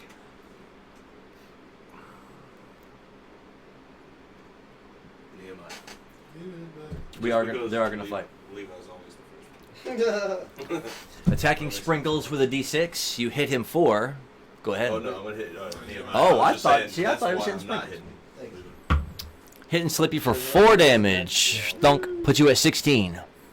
Alright, and turn goes around to the left. Who will you target? Yeah, I mean, we do always target the cat. Go for it. I'm sorry, Slippy. I'm gonna go for Slippy as well. Oh well. Slips out of the way of the attack, takes 1 damage. You know what's coming next though, right, Levi? Probably gonna hit me. Everybody's next round. I didn't expect that snowball thing. Oh wait, yeah, this is you. You're 15. You're still at 20. There we go. 15 and 20. I thought about it, but then I was like, you know what? I should have caught. Like, Now I it gave him is. a caught. Now it is Slippy's Like, turn. We're friends. Because The Irving enmity. did more damage to me, I'll attack him. Who? Irving. Hitting Irving. And hits. For 1. Stop. Oh, 1. Hits Irving for 1. Now it That's is. me. Oh, what? See that? Him. Irving goes. They're back on the 20. This one here. Yeah. I'm gonna attack drum. That's fair. Go for it. Hits drum for a 4. 19. Blue D20. Oh, yeah, I've got him. But now it is your turn again, Sir Irving. He gave me a cut. I'm attacking you. Okay. Ugh. 6 damage to Sprinkles and roll it again. Can you? Yeah, that was a slap right there for 6. Put me up 14. Now it is Drum's turn. I'm also going to target the cat. Oh, For 5, putting Sprinkles at 9. Sheesh. who's Slippy. the highest? So we have 9, 19, 15, and The 16. duck is 19. Go ahead, go. Get revenge on him. You only did 1 damage. Said quack quack, I attack. Who has 19? I do. Good duck. How much do you have? 16. Yeah, I'm gonna attack the duck. He got rough. Sprinkles got hit bad those 2 turns. 4. Hits who for 4? Me. Okay, putting you at 15. Yeah. And it will be Sprinkles' turn to launch a counteroffensive. I'm going for Irving. 5. Hits Irving for 5 to put him at 10. And now it is Irving's turn to attack.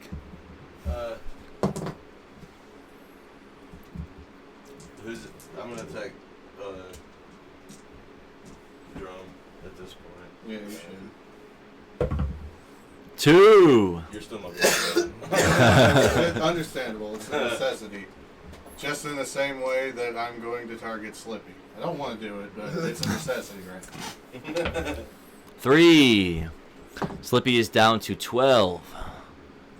Slippy's turn next. I'm gonna go after Drum. He's got the most health. Actually, I'm gonna go after Irving because he still did the most damage. Oh, Irving takes 1. Irving is down to 9. Now it is Sprinkle's turn to attack again. For 1 damage to Drum. Now it is Irving's turn yet again. I'm gonna go for Slippy. No, Drum, because he's at 13. Oh, that's the wrong way. Wow. You were at 12, right? Yeah. No, I was at 9. 9. Oh, that's right. And that was 4 Well, to now Drum. I'm at 9. Hey. He's getting down there. No one's within 1 shot range yet. Now it is Drum's turn to attack. I will attack Slippy since he's still at 12. 1. We're rolling big. But hey, Yeah, y'all are hitting hard right now. I'm running this combo on Irving. 5 on Irving, putting him at 4. He is within defeating distance. I'm always doing that. Let's go for Irving. Oh, man. for 6. That was awful.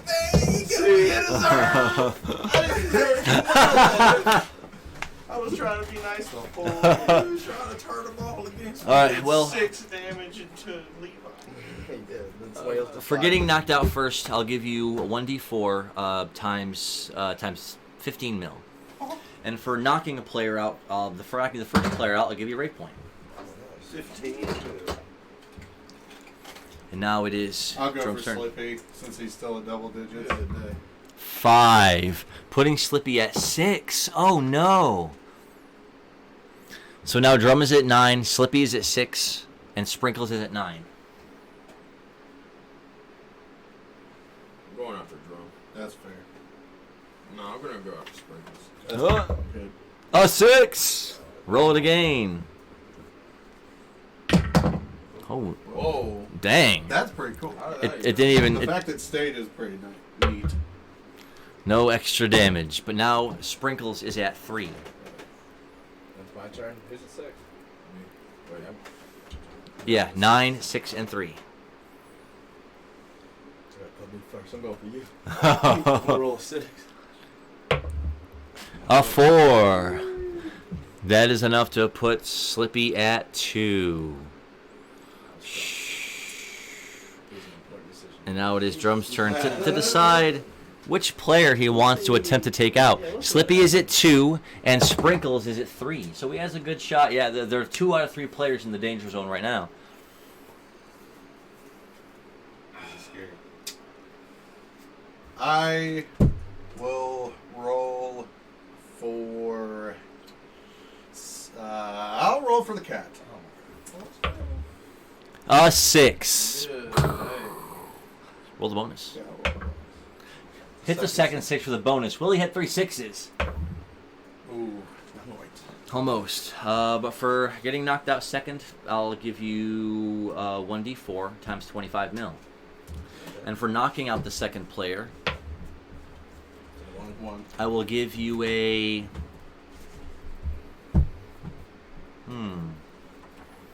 give you an item. I will give you... I'll give you a 2x4. Sick. It's a one-time use item to where if you roll a 2, you can use it and it will turn that 2 into a 4. Cool. Nice. So it's not just a blank of wood. Oh, it is. Oh. But it has a... But if he throws it up in the air, it disappears.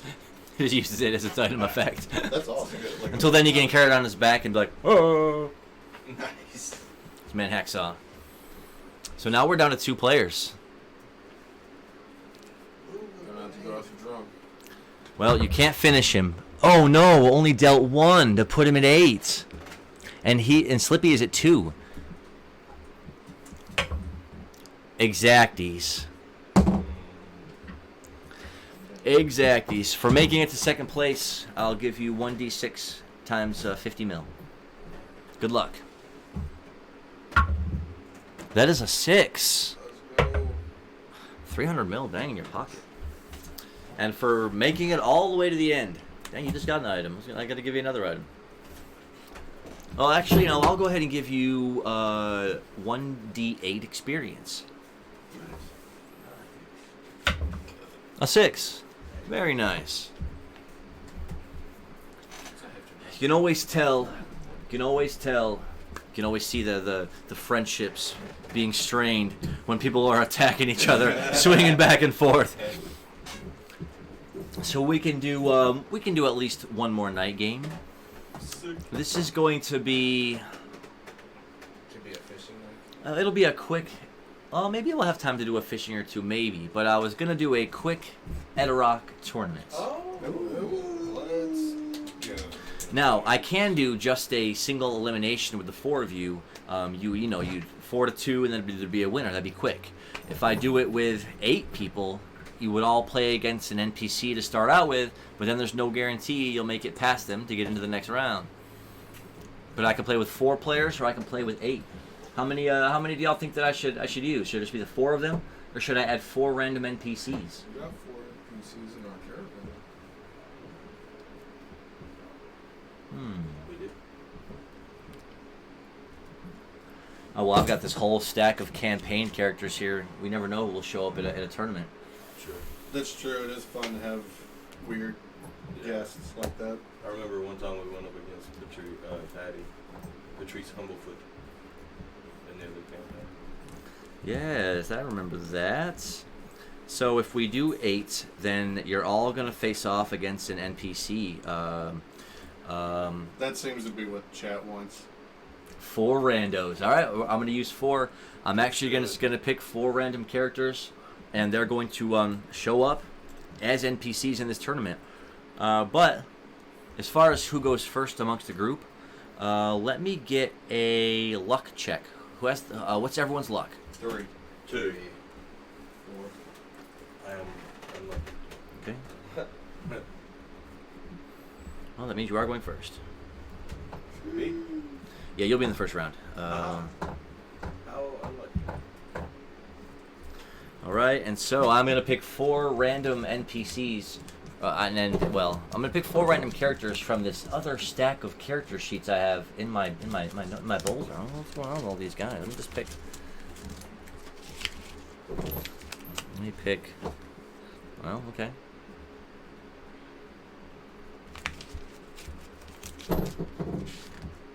Where's? Oh wow, okay.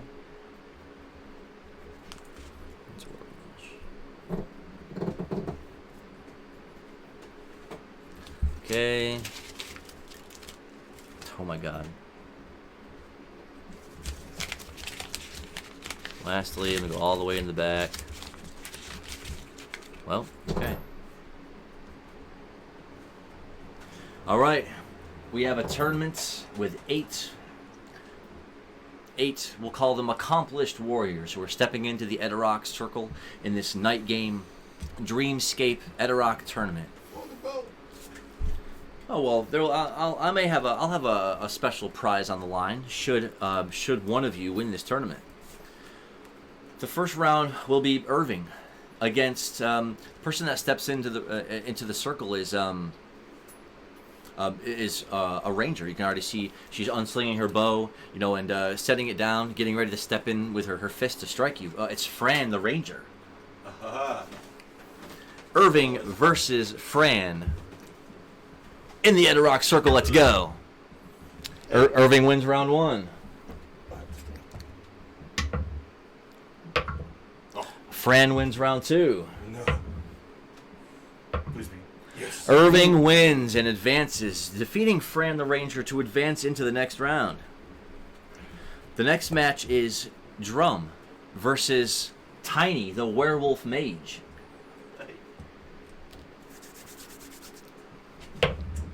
A 5.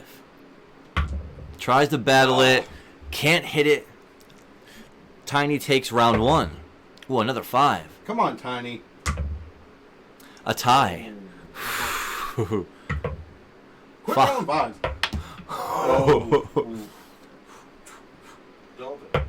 Oh. He's swinging hefty, folks. He's swinging hefty.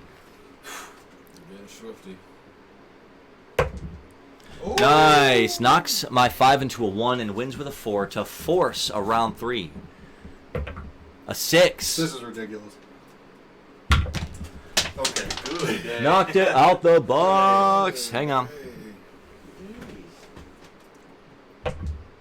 Oh! Embarrassing. Tiny the Werewolf Mage advances. So now for the next match, we have Sprinkles, the Khajiit Rogue, versus Jake the Dog. Oh, that's awesome.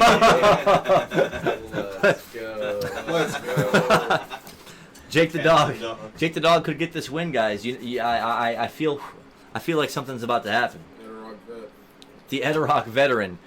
All right, Jake rolls a 6. The veteran. Gets battle into a 4, but still wins. The Edarock. Jake wins round 1.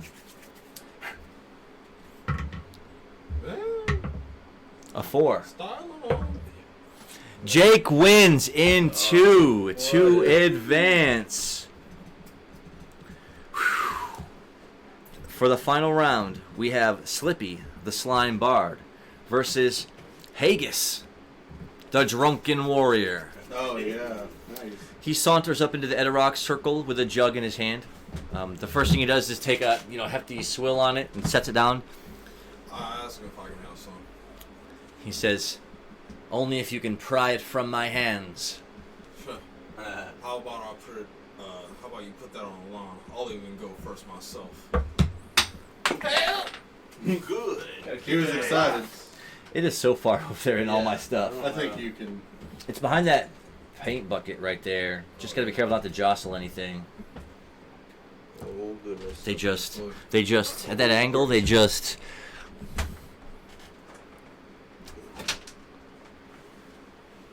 One moment, please. That while was we that was some experience technical that was some difficulties. supreme confidence. He did want to roll it first, which no one hardly ever does in Edarock.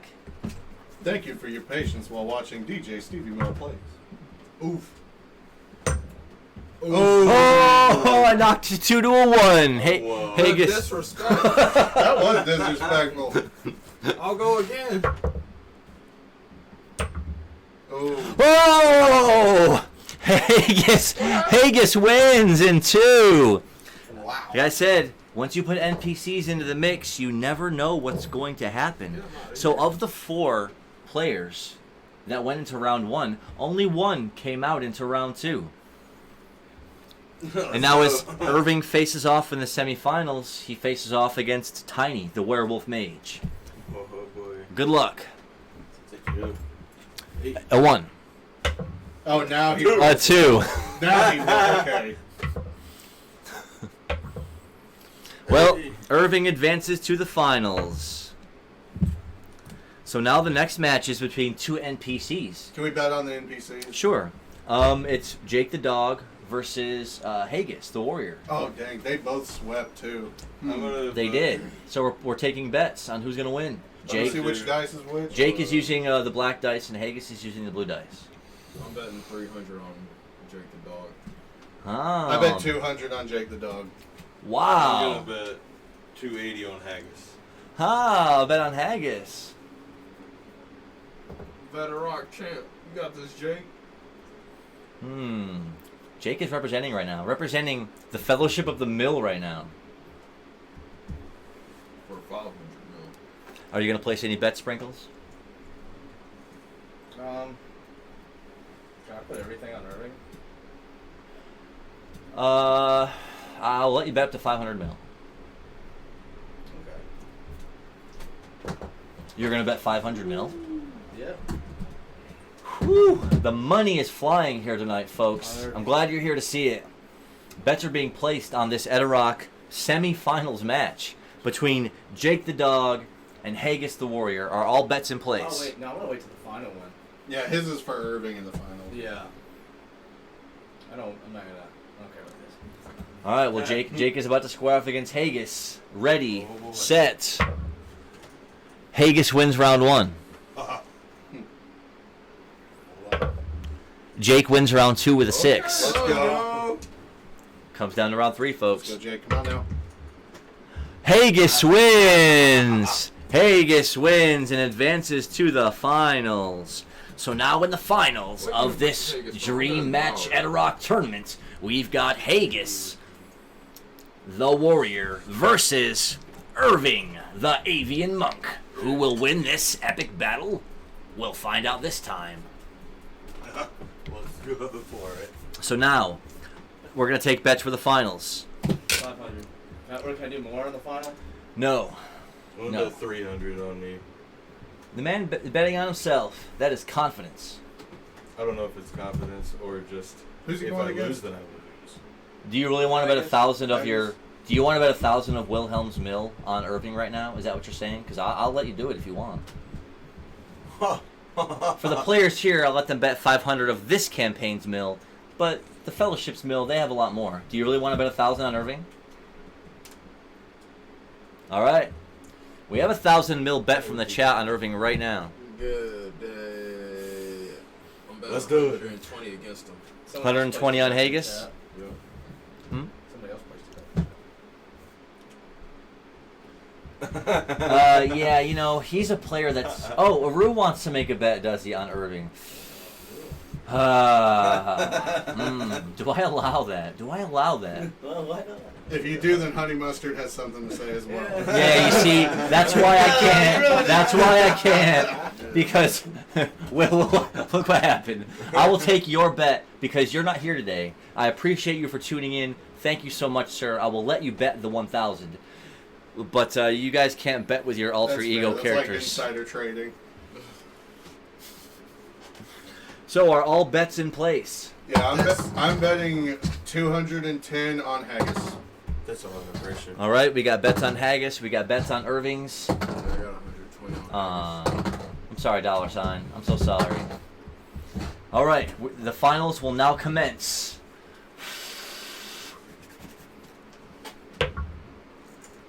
Haggis hit the 4. Oh god. Tries to battle it, misses. Battles it to a 6. You're the man. Haggis wins round 1. Haggis wins round 1. Wow. Do you have like a shard or something you can also use that? Going into round 2, Haggis hits a 5. Jesus. Battles it. Go forward, it's a 6. Irving hits a 6 to win round 2. Roll it again. Now we go into the last and final roll. Everyone's mill on the line. Here in round 3 of the finals of this Dream at a Rock tournament. One roll to call it all. Hits a 5. Battles it to a 3, but loses with a 2! But loses with a 2! Woo! No. Hold on, let me check my inventory. I bet 210, therefore I just won What? 420. Ooh, it's too bad that you don't have that 2x4, huh? He might have something. He might have like a shard. Yeah, you're right. No one's rolled any dice yet. So the fate of the game is still in the balance here. He has a chance to use an item or skill. 5 shard. I'm gonna use that 5 shard. Oh shit! Are you serious? Yeah, my man bet 1,000 mil on me. Like, I'm gonna use a 5. Yeah, I'll use a 5 shard for that. We all bet a lot. Using the 5 shard turns that dice roll automatically into a 5, which means you then win. Irving wins the Dream at a Rock tournament. There's an asterisk next to that win. What? Sophie's booing. What? Boom. I'm No- clapping. Illegitimate dub. What universe they stay at? I'm gonna eat it. Well, maybe at a high enough level. That was like probably the best time to use that. Really. You get a bunch of other stuff for winning the tournament too. Yeah. Yes, he does. So, Irving is the winner of this Dream at a Rock tournament. Kind of technically, not really. But Ooh. Totally and completely without question. He won.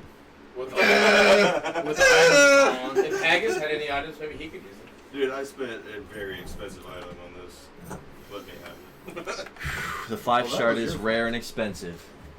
Wilhelm said that Next thing. and then when you guys are in the next tavern in the campaign, he's going to buy a round for everyone. Hey, nice.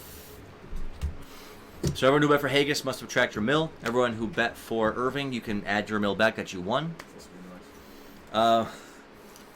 So for Drum, Sprinkles, and Slippy, for participating, you didn't make it out of the first round.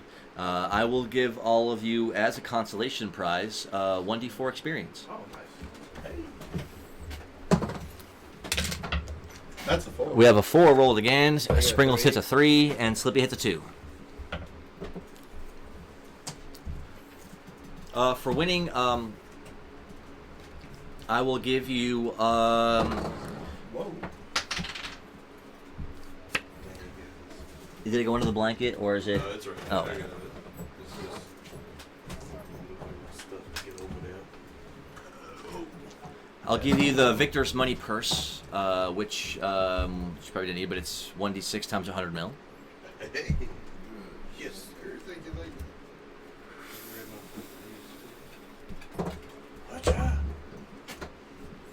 Well, it's a 1. Times 100 million? Yes. And the special item I'm going to give you, oh man, this is going to be crazy. I'll give you a summoning shard. Okay. That sounds sick. So while you're in battle, I'll let you use that shard as a one-time item. And I'm going to pull the spectral version of one of these characters in this sheet at random, and they're going to come out and assist you with attacks for the turn. Nice. Welcome, my friends. Sick. So it could be anyone. Anyone at all. You never know who will show up when you use it to assist. Let me know. The money is flowing. The money is flowing. So I was going to set up, well, I think we, with that tournament, it went right at time for night games. I know you guys want to do fishing, but it seems that we may not have enough time. So, with the night games concluded, as the 4 of you were all kind of standing there, and again, this cloudy dreamscape, as the Edarok battle subsided, all of the NPCs kind of faded away into sparkling dust. You guys were... Oh, you guys were awarded your items and your mill and everything, and Stevie Mill was standing there in front of you. He just sort of tips his traveler's cap in a salute to you, and as he goes to put his hands back like this, he suddenly goes to clap his hands, but no sound comes out. Instantly, the 4 of you are all instantly awoken by Egan. He pulled open a piece of the tent, spilling a little moonlight and starlight into the tent. He comes in, gasping with exasperation. He's like, hi, I saw something out there. There's something out there, guys. There's something out there. Boo. I'm losing in this dream. I'm You're losing on on sleep. Leave me alone, Egan. How much restoration do we get? You slept for, I'll say, okay, to get there right in the morning, you guys slept for about a little over 2 hours. So I'll give you a 25% of your max HP and AP back. Do we round up? Yeah, I'll let you round up.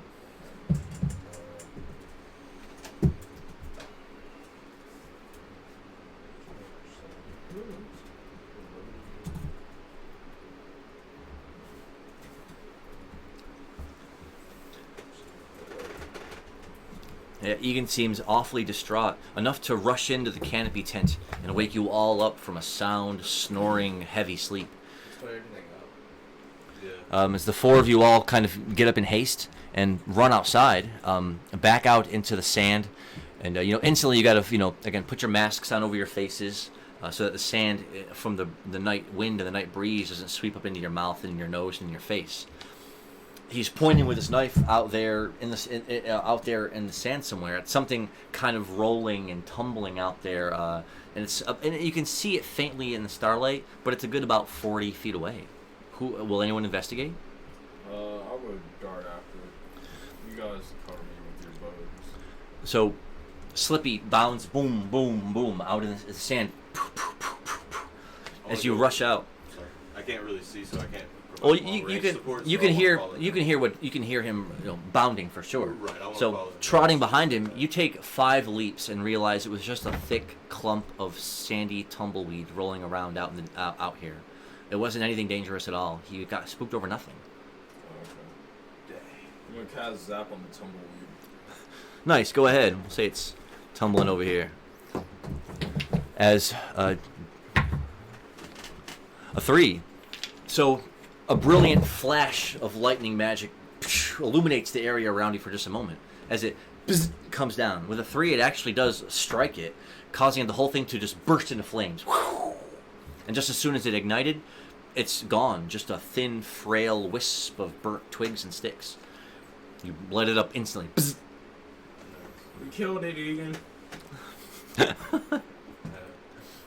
He, holding his knife out in his hand, he's like, "Hi, I thought it was some kind of beast. Come to take me away to the darkness." It was a tumbleweed of doom. I'm pretty sure you can handle it yourself next time.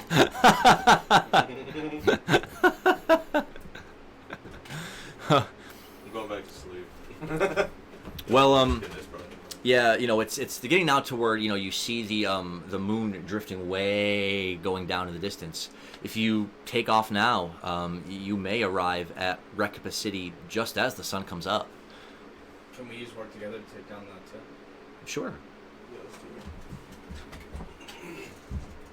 it. Not kill that tumbleweed. Maybe you can do it.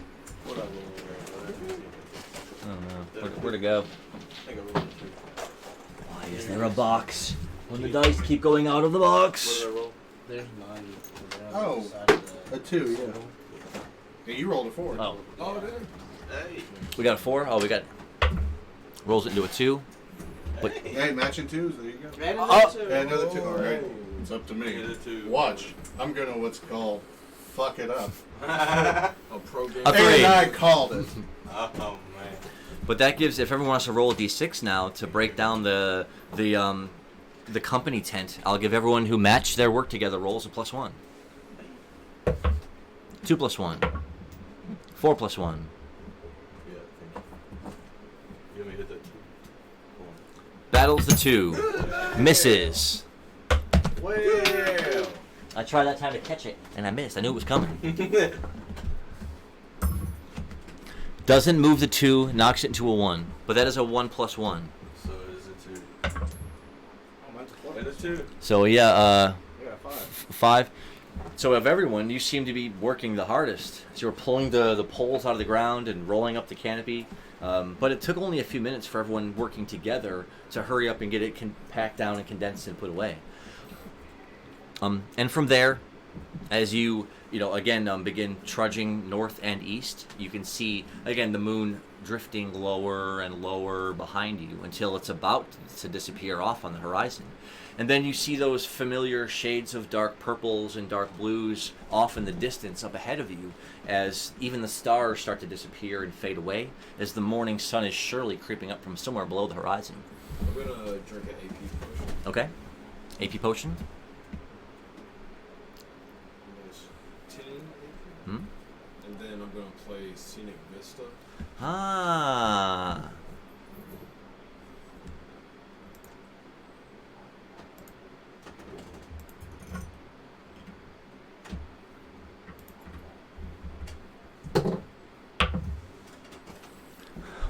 A 1. I'm gonna use Raven Sonata. Ah, it's a 3 MP. it's a reroll. A 1. I get one more D8. A 4. The 4 is enough of a success. What instrument are you using? The lyre? You're playing a thrum the thrum thrum thrum thrum thrum thrum thrum thrum thrum thrum thrum thrum the thrum thrum a thrum thrum a thrum thrum thrum a thrum thrum a thrum thrum thrum thrum thrum thrum. No. Break it down. Break it down, Stevie. That's why I'm so glad there's music in this game now. I'll call it the Sunrise Elegy. The sunrise elegancy? Elegy of Sunrise. Oh, the Elegy of Sunrise. Yeah. Okay, nice. So you playing your Elegy of Sunrise as you come up over this dune, and then suddenly you can see it sweeping before you off in the distance. It must surely be Terrana Castle City. You see the castle itself with its dome-like sections on top of spires and towers, and the city, stretched out in front of it. A lot of tan brick and clay and adobe, with stretching walls out in front of it, and you can see it off in the distance. It'll take you probably about another 20 or 30 minutes of walking to get there. And you notice then as you come up over this rise, with a little bit of a mountains off on the horizon behind it, as if you're coming to this side of the continent perhaps. But then you happen to notice off on your left, about 40 or 50 feet, a marker. But there's only about 2 of the notches coming up out of the sand. It's only about 1.5 feet of marker, with the red flag, with the low amount of wind just dribbling a little bit on the sand. So that is the last marker, and you're a good, again, 30-minute walk out from entering Rekoppa City. So, even the sight of it, just steels your resolve. You've been walking in the desert all night, trudging through the heavy sand, getting into fights and having to sleep in makeshift tents. Finally, now you've arrived after this long, arduous travel along the edge of the one continent and across the sea and across the desert. Finally, you've arrived at Rekoppa Castle City. And as the 5 of you, start lurching towards it slowly on foot, we're going to take a brief intermission right there. Give everyone a chance to take a quick necessities break. Stand up and stretch if you've been sitting down. Make sure you hydrate. We're going to do the same. And we're going to take a quick little break. And we'll be right back in just a few minutes.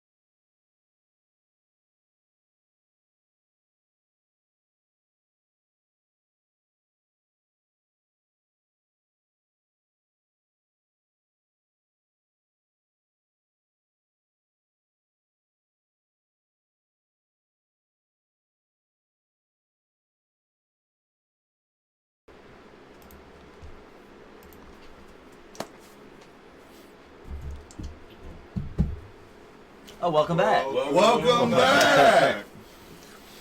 Welcome back to StevieMillPlays in the second parts of this part 3 of episode 10, Rekoppa or Bust. Finally, Rekoppa, the massive, sweeping desert city with its high, sprawling castle behind it, looming before you. And after about 20 minutes of walking, and you can see now that you're close enough, and the sun is just now beginning to peak purples and reds up over the horizon. And you can see now as you're getting closer to the city, mountains stretched out behind it. And as you are drawing ever closer, you see now people around outside of the city. Horses lined up in long rows, wagons set up in 2s and 3s, people standing around, and even, what looks like a passage of people walking way off on the distance, away from Rekoppa City, as travelers are coming and going as you're approaching. And as you get closer, you see the outer wall of the city, really before anything. And it is about we'll say it's about a 15-foot high, seemingly simple-looking tan stone wall. And it's high enough to where, you can see city behind it, but the buildings behind it, they're just obscured. You notice that as opposed to actual gates or doors or like a drawbridge, there's just an open spot in the wall where it stops. That seems to be the entrance of the city, or the southern entrance as it was. And so as you draw ever closer, there's thick throngs of people outside the city. And you can start to hear, people catcalling, and you can, start to smell things wafting off from the city. The smell of cooked meat, and the smell of salt and sweat, and just the smell of animals, and smoke from fires. And there are dozens of trails of smoke from different fires and chimneys all over around the city as you're approaching. Coming up to the open spot in the wall itself, there's a good amount of people just kind of standing around it. And by people, I mean all sorts of different kinds of people. Humans and elves, half-elves and dwarves, halflings and tauren folk. You even see, the occasional Khajiit on horseback or walking along. You see firbolgs, and you even see a Loxodon, carrying a big, heavy pack, traveling along with a small company of people. A Loxodon is like an elephant person, tall, broad-shouldered, with a humanoid arms and legs, with full armor on, but a big elephant head with a trunk and ears. One of those rarer species that you might just see that's, just a massive, huge person. So you see all sorts of different people, and some of them are pulling things out of wagons or checking them, standing around. Some people already have things, without even coming into the city yet, some people have already set up their little carriages or stalls to sell things. And as people approach, you hear them yelling out, we're selling swords. Hey, get ready. Are you going out to the desert? Make sure you buy some water. And everyone's selling all sorts of different things, and you can hear that intermingled in with everything else. So you can really just walk into the main entrance of the city here. There's no drawbridges, no massive gate doors or nothing. It's just open for people to kind of walk in and out. And so you can already see that main street stretching up the center of Rekoppa City towards the castle is just thick and busy with huge buzz network of different people walking to and fro, navigating around carriages and carts as they're going this way towards the castle and this way back towards the exit of the city. And so crossing that threshold into the city itself, with the walls now behind you, you can get a closer look at some of the architecture and some of the structures here inside the city. And a lot of them are made out of that simple tan brick or hard-packed adobe that's been shaped up tall to make single-story buildings. You see ones that have wooden planks and framework, stone inlays and structures, nice big two-story tan buildings that have flags flapping off of them and balcony windows. So you see very nice houses laid in behind the many shops and many novelty places right here on this main street. And you're walking in with kind of people kind of standing all around you, coming in at the same time, and there's people walking right past you to try to get back out the other way. So it's very thick and very busy with people. Even at this early part in the morning, when again, it's literally only been day for maybe 30 or 40 minutes. I'll start playing the approach as we're moving through the town, or moving through the castle city. We got any immediate destinations while we're here? I know that we were talking about we needed to go shopping for some things. Didn't you have like a whole laundry list over there? Oh, yeah. Sparkles. I need to go to a tailor. Because you rip your pants? Oh, yeah. Yeah, do something much Now we need to find out where the lieutenant is of the city. Yes. I want to go to the magic shop. If there is one in the city. Okay, so you have some momentary destinations at hand. For example, you want to go to a tailoring place to get clothes or cloth or things looked at. You also want to go to, weapons, items, magic items, things like that. Where would you... I would say magic shop. for the caravan. Oh, yeah. Let me get, That's good. as far as There's more money. where everyone is locked down, to what they'd like to do first, or at least where they'd like to go or look around in this massive desert city. And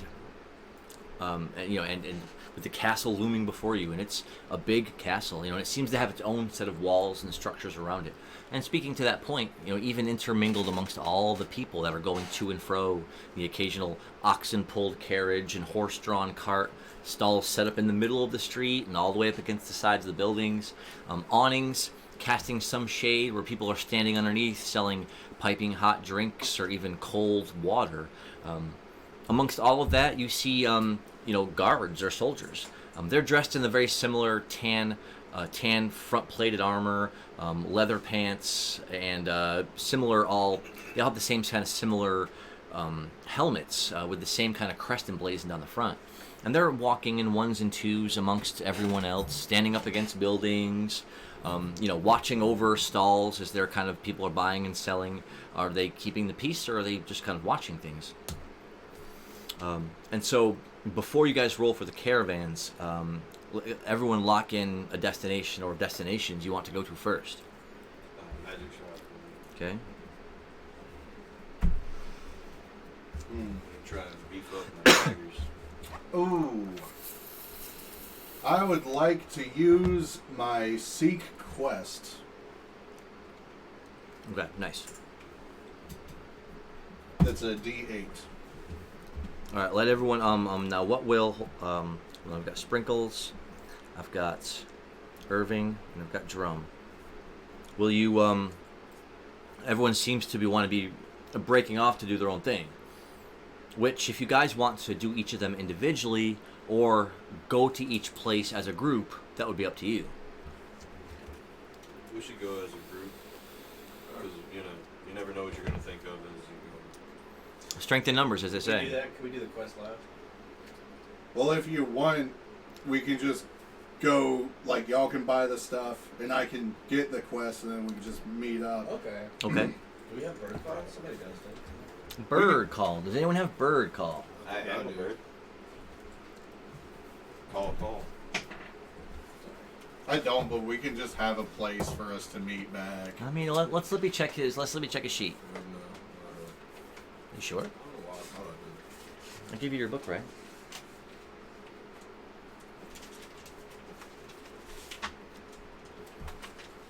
Oh, no, yeah, I do. Oh, I didn't write it out here. Yeah, this is the updated one, right? This has all the most current stuff. Or at least I thought that's where when I was putting stuff on there last time.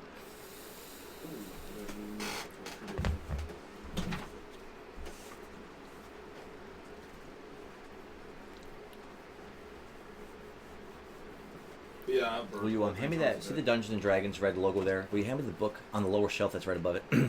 Yes, the book above it. Above the Dungeons and Dragons logo. Yeah, that one. Yep, that one. Thank you. Also, I also want to go to the magic shop, but it's like after I make these improvements to my cloak. So Yes, I'll just go with you. if we could do that, I'm sorry. No, that's cool. So in the order will be tailoring shop first. Then would you go to the magic shop second? Yeah, That sounds good to me. yeah. Is there someplace different I mean, you don't know anything about this city. None of you have really been here, but it is a massive city. And so virtually there are so many different things here that you could look for and do and pursue. A land of mystery, of enchantment. You know what? We can't just keep things simple. I'll just join y'all. Since you have to go to multiple places anyway, I'll just join you, and then we'll round it up with going to get a quest. Okay. I'm just gonna follow them and play the approach to the shop we go. Okay. That way it sounds like the Zupenda's theme song. Nice, and it is busy with people, even at this early morning. Can I So- use pickpocket? You can. As you, I'll say. having a quick conversation amongst yourselves There you go. in the busy street. Doesn't someone have a distraction skill? I was gonna play music. I know That could be a distraction. Branch does, but I don't know. Oh.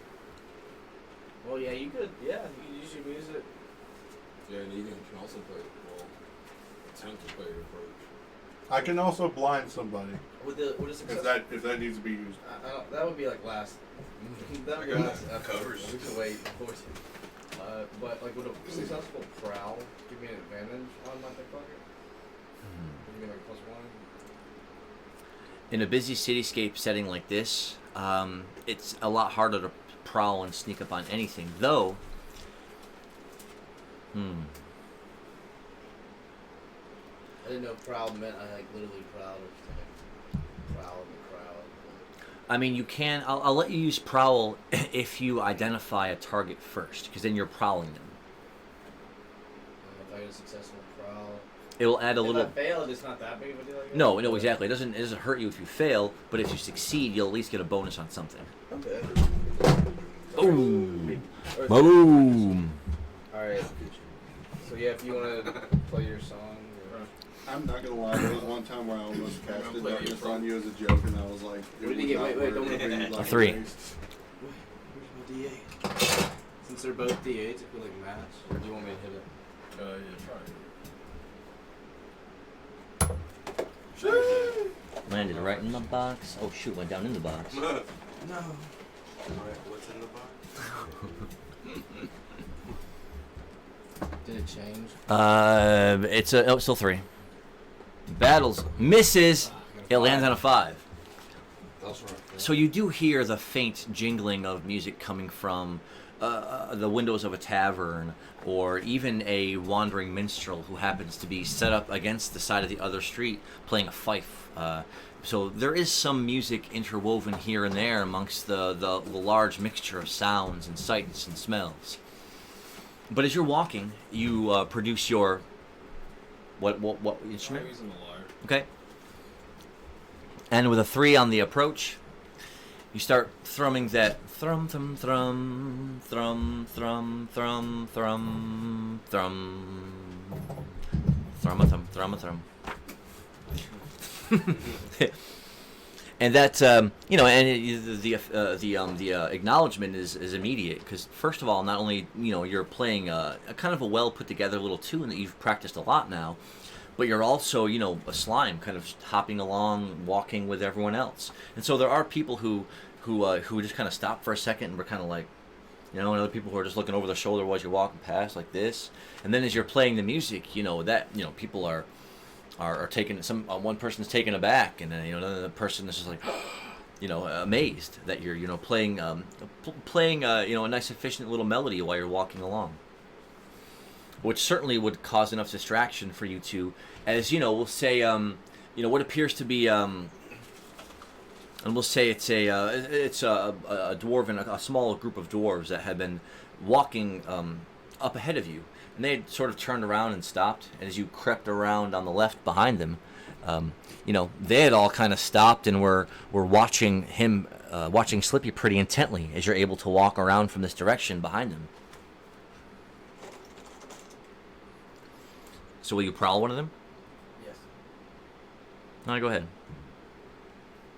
Do I need to tell you which one? Will you? Well, I mean, if you want to try to get a sense of which one to pickpocket. Well, I rolled the 5 on the prowl. Oh, so you've already prowled, and so this one closest to you, and we'll say he's taller than the average dwarf.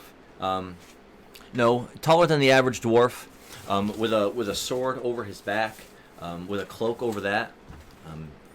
He's got long, dark, black braided hair, somewhat matty and messy. So as you kind of creep up closer behind him, he's staring intently at what Slippy is doing and what he's playing. I'll roll for my pickpocket. So I'll give you a +1. Let's go. 3 + 1. Not a really high roll, so let's see if there's any reaction. On a d4, I hit a 3. So you are able to kind of creep up behind him, and with a flash of steel from your dagger, you're able to kind of step away, clutching something from his inventory in your hands.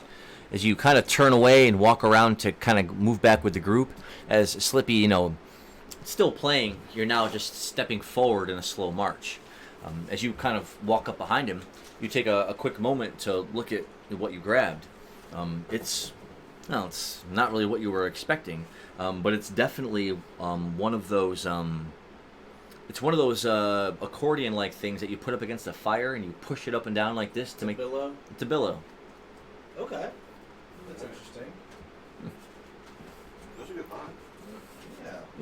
We could maybe do some It's a forging. very interesting tool. Let's see. Interesting indeed. I started following real quick with that. So it was easy enough for you to set up a distraction and for you to just take something from his pocket without him even noticing. But as they kind of, a couple of them are nodding in appreciation as you march by playing, and another one is like, "Is that really a slime playing an instrument like that?" It's something they'd never seen before. So they were pretty impressed. So as they continue walking past, they were walking ahead of you, weren't they? And they stopped. Zupindus, we all need to get T-shirts that says something like, "You better believe it." Believe it. Do I have like a... Oh, they were up on like a wall. There's flat. But it's fine because you guys are headed to the first place. So you don't know where any kind of tailoring shop would be. So you may have to ask someone on the street if they know where it is. So, I have an idea. It's, more for, like, later on, but real quick. I have baskets. Next time you start playing and people are, like, all amazed, we should just write tips on the basket. Oh, and just kind of hold it out and see if we can make something. A little tip cup. You I guys. heard there's actually a strategy. Don't even put the word tips in there. If you just go ahead and throw like a couple of mil in there, just enough to make a little bit of sound, they already know, and they're more willing to do it. 'Cause when you put the word on there, it's almost like you're asking for it. Well, look at this guy. The psychological eyes. Let's do it. I do that at certain times. But, This guy. Throw $1 in there. So, That's how Sprinkles gets rich. So we heard that guy say, "Is that really a slime doing that?" Since I heard that, can I walk over to him and just be like, "What's the word on the street?" Sure. Yeah. Just because I think that's kind of where we're at right now. We're just trying to see what is where. Okay. And if you want to also ask someone about where a tailoring shop would be, or cloth worker, leather worker, or whatever you want to call them, you can ask anyone about that as well. Okay. I mean, I'll ask him too. What is the word on the street? Roll it up. A 6. Roll it again.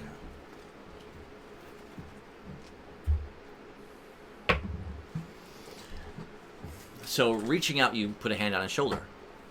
He kind of spins around quickly, and you're like, "Ho, friend, just trying to get the word on the street." And he says, "Well, look around, look how busy it is." And then he kind of looks at you for a second. He's like, So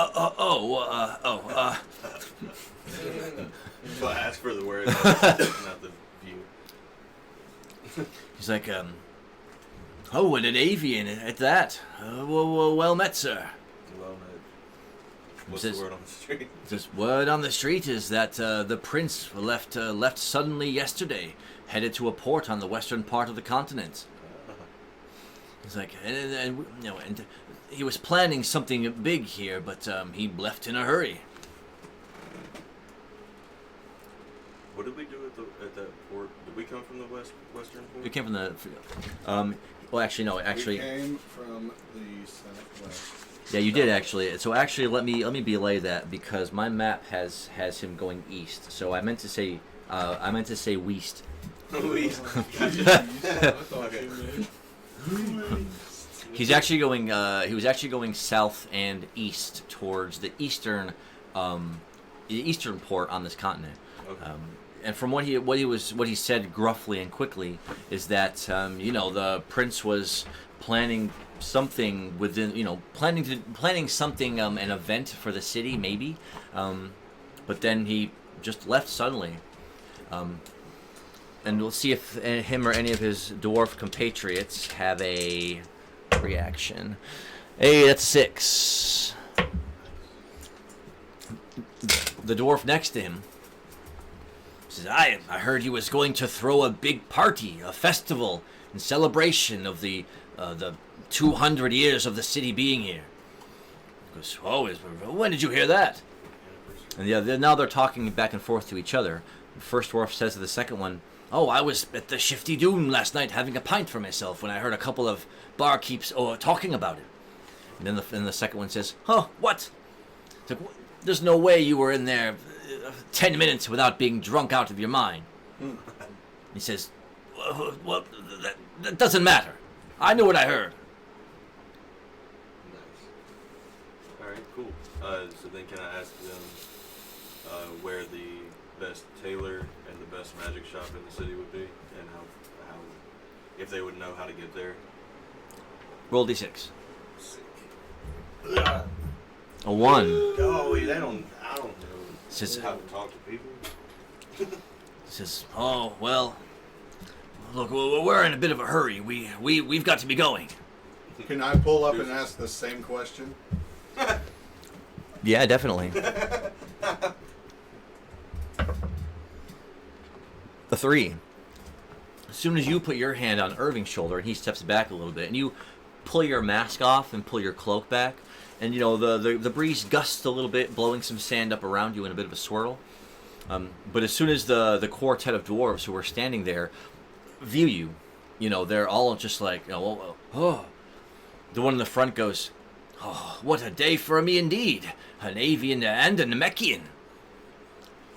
He's like, maybe you can settle something. I've heard a lot of rumors about Namekians, and maybe you can tell me if this is true.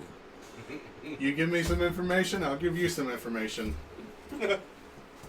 Says, and and it is a busy city street with people kind of going by around each other, a cart going this way, a couple yards from you. It's all very busy and still high pitched with noise and sound everywhere. He kind of leans in and he goes, I heard that you could fly. And instantly the other dwarfs behind him all break out into laughter, going, Scourin, you fool! Namekians can't fly. Well, I It's mean, not wise to laugh at a demon king. not all of them can, but doesn't mean we can't. With enough diet, exercise, meditation, drinking water, running through the woods, anything can be done. Running through the woods. Specific, you can't leave that stuff. What was your question for the guy? Just where the magic shop and the tailor is, or the best ones. Point us to the best tailors and magic shops around.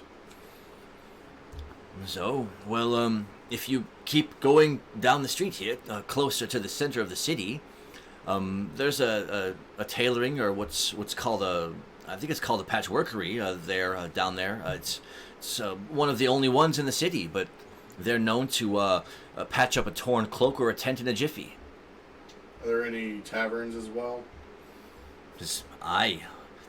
If you look around behind you, you'll see the Shifty Dune.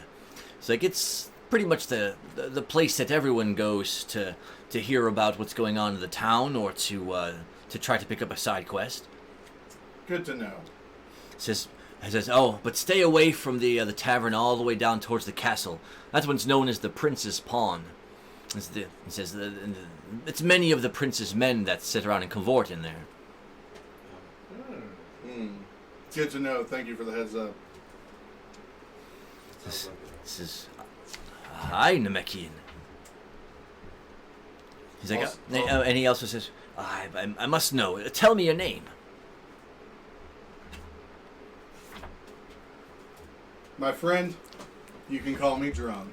He says, "Drum, I'm Scalarin, a dwarf and blacksmith." Good to know. Nice to meet you, Scalarin. Scalarin. Ask him if he's gonna set up here or if he would like to go on the road.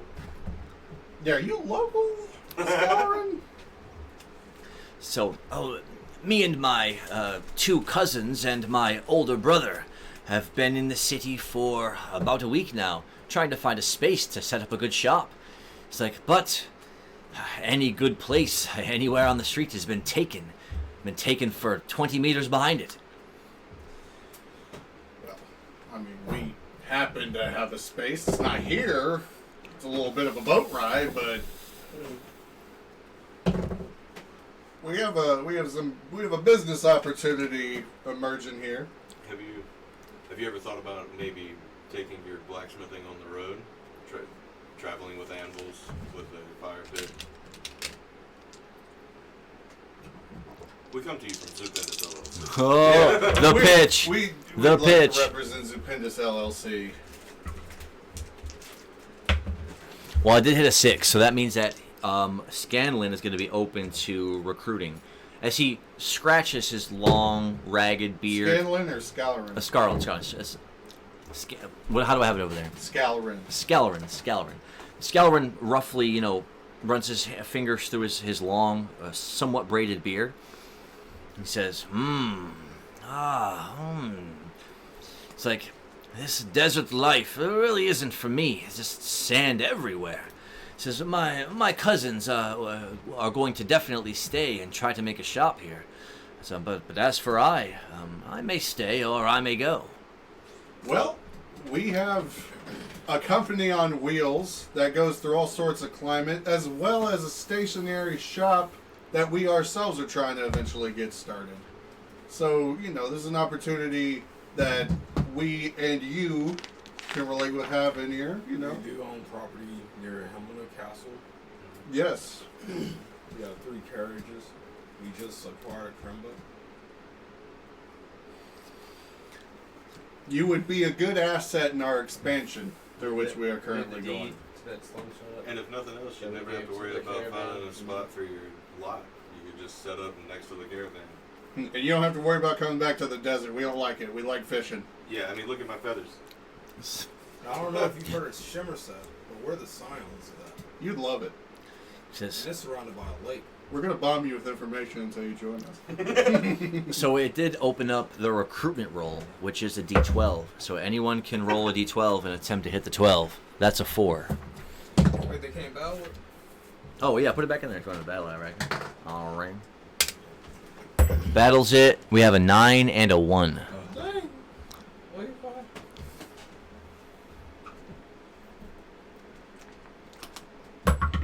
Oh.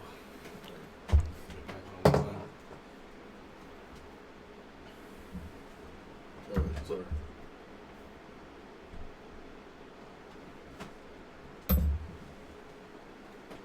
We have an 8, a 9, and a 6. Oh, a 9. We have 8 and 2 9s. I can't really battle the metal ones. I can go for the 8 if you want. Go for it, yeah. 2, 6, 9, and a 9. Well, we tried. So you tried the recruitment rolls. None of them succeeded, so you weren't able to recruit this blacksmith. But perhaps if you run into him on another day, you can try it again. What if I was to give him 500 mil right now?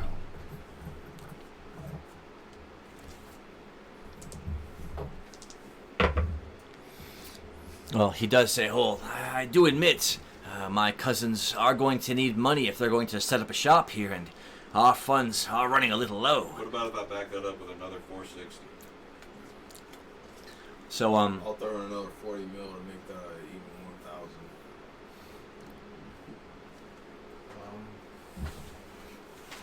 he wasn't going to cough up any money, y'all. I know. I'll go with 200. So that's 1,200 instead of rolling a d20. So then, again, stroking his beard thoughtfully, looking down at the ground for a moment, he turns around and you see him have a bit of a council there in the middle of the busy street with his 2 dwarf cousins and his older dwarf brother. They're talking in a bit of a huddle around for a moment in low, whispered tones. Then he turns around and says, "Hi, let me return the deal back to you with what we call a counter deal." We're listening. It's like, let me travel with your caravan for an amount of time, a season. For free? Says, you give that money to me, and I'll let me cousins go ahead and get their shop set up. And Can you promise a return on investment? says, you work for it's a traveling caravan, is it not? Will your sales generate 1,200? We'll also need a display. And what continent is this caravan home to? I don't really know if it's home and all. It just kind of follows us around on our adventures, so it's. You did cross the sea though. That's true. Yeah, it's back in. It's on the first continent, or the continent that's off to the west across the sea. They still need to set up a little shop in the Yeah, that's true. We have that little Is shop, it- so I guess that would be technically our home. Our caravan right now is still in Shimmerset, Yeah. so I guess it would Oh, be, It's been there. it was an all-rain port. It was yeah, an that's all-rain right, port. That's right. Yeah, the port that went from. Mhm. Well, right now it's an all-rain port, but it's from wherever our shop is He at. says, "Oh, I know all-rain well. I left from there myself not 2 weeks ago." So you understand. It's a nice place. It's where we found Egan. See, there's also an opportunity here for our shop and their shop that's eventually set up to have some kind of business. So I think this is an opportunity for growth. Yeah, because then we might have, multiple cities that we have ties in as far as a business. Zubindis LLC is starting to grow, and I like that. So I think And this. it's worth my investment. Yeah, I think it's a good investment. And so this money that you're going to give him is what you would call the down payment for his services. At the end of a certain period of time, he may require more money for materials and items. But you can always choose to take that from the profits of that day. Like when he's time for him to, he needs his bill of goods or whatever he needs, you can match that up against the money you're going to make for that day. And if it's going to cost you money, it may. But then he's buying metal ore and smithing tools, and if you tell the caravan to leave All-Rain Port, because it's there every day trading and selling and doing business, but you can have it continue to sit there and do business or travel and do business. Then he'd be traveling with them, conducting his business every place they stop at. And we can send him straight to the caravan too. Sure. All right, is it a deal? Did everyone subtract their mill? I did, yeah. I'm already. Yes. Yeah, So taking the large satchel of coins, he turns and gives it to his cousins, 2 other dwarfs who are excitedly taking it, and they're going to turn and move back into the crowd of people heading north towards the castle. Before they head off, can I just reach out to shake their hands? Yeah, Say just, we need to shake their hands. Good, here's to good business in the future. Oh, sure. And there are two cousins. I'll call them Dwalin and Galen. The 2 cousins, firmly shake your hands, and you say, "You've got one of the best blacksmiths in our family on your side. He'll do you well." Awesome. Well, have a nice day now. So The Shimmerset Scions have drafted Scalrin the Dwarven Blacksmith with a contract of 1,200 mil for a season with the caravan. add plus occasional expenditures. Plus the occasional expenditures. That is, if the caravan doesn't self-sustain whatever he needs. That is possible too. What a good, nice. I also Which have one of those guys did I steal from? It was his brother. Okay. You should stole just from give you it back stole to from him. Galen. You just give it back to him and be like, hey. Oh, did you drop this into my pocket? Yeah, no. He's gonna think you lost it. Yeah. Oh wow, your honesty. You just keep it. That's amazing. So after approaching this quartet of dwarves in the busy desert city street, you managed to pitch a deal with him, giving him a chunk of mill. He is going to, saying something to his brother, and the both of them, do a warm embrace for just a moment, as, the dwarf blacksmith, says, will you need me now, or should I go right to the caravan? Let's send him to the caravan. And also, we might be getting into some stuff, and I think Egan's already got his fair share. I think Egan should also go to the caravan. And, I mean, that's just my opinion. What is his XP level at? 51.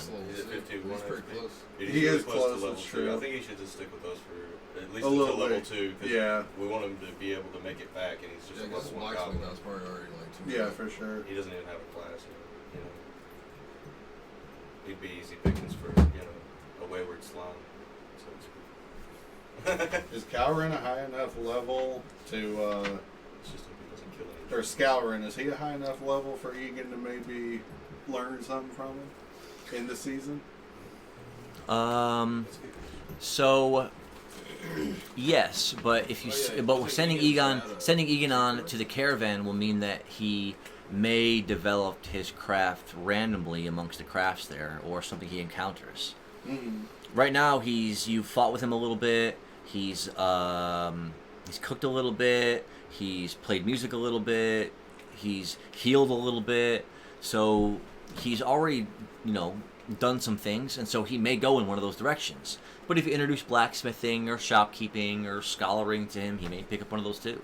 We did pick him up from like the Tinkerers, Yeah. Mm-hmm. but he didn't want to do that. I mean, how about we just ask him and leave it up to like a dice roll to see if he wants to stay with us and further expand his horizons, or if he wants to go back. To Yeah, the highs and caravan. lows. Yeah. That'd be good. These are always on the D20 because these are character-defining roles for these sweet NPCs. So high stay, low goes. No. It's more like in this moment he's deciding, leaning towards what class he wants to do, and in that it would be whether he'd stay or go.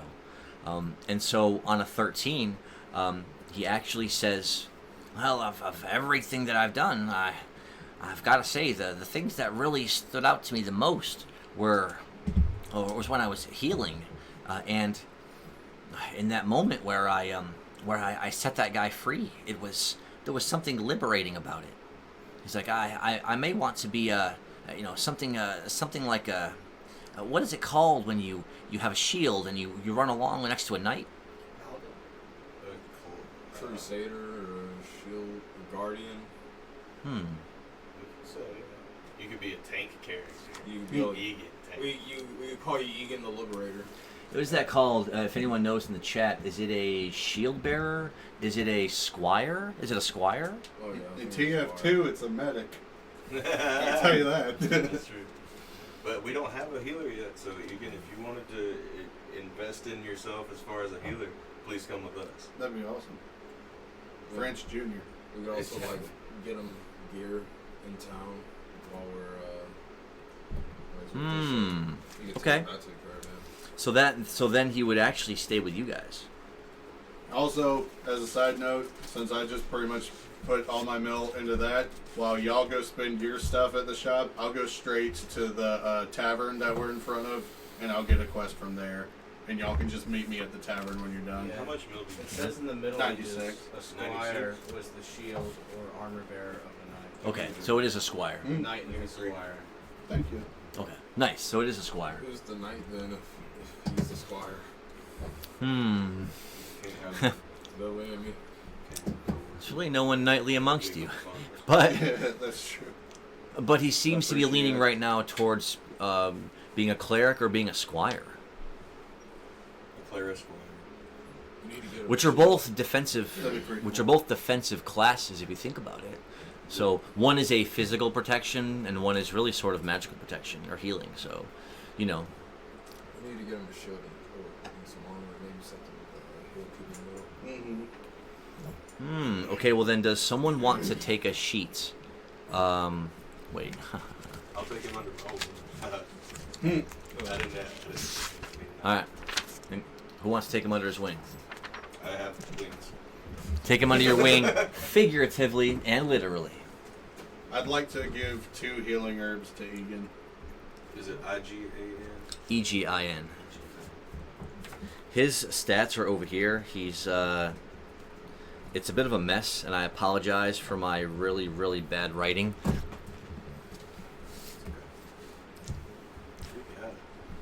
I somehow write like a kindergarten doctor.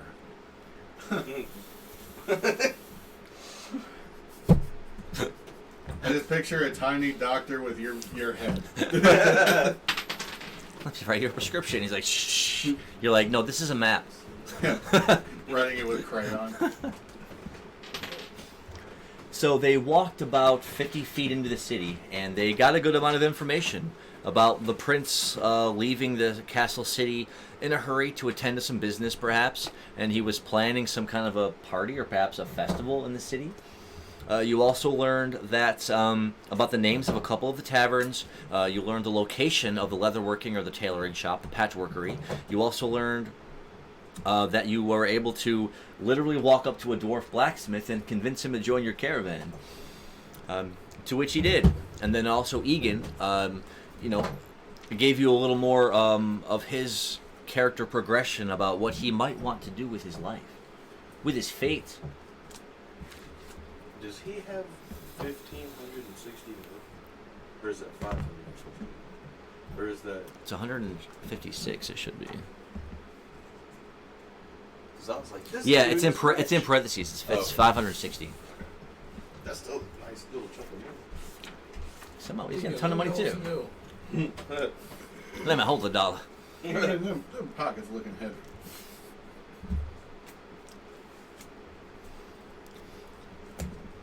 And so now that that's been done, you're going to go right across the street to the Shifty Dune, and go in there and do a seat quest, while everyone else goes to the tailoring place, a place called the Patchworkery. So as Drum breaks away from the group of you, the other 4 of you continue ambling through the thick, busy streets. And again, it's just noise coming from every direction.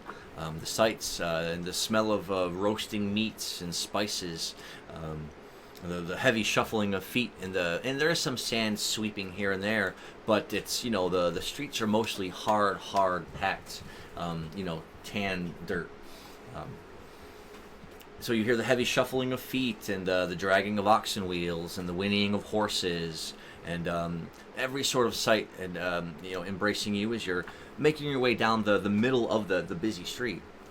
Of the 3 of you, all of you roll a 1d6. That was a 5. That is a 4. Oh, that's all. Should I match or should I? Oh, match? Well, I didn't even think about that. I reckon you could. Hits a 4. Oh! Hits a 4.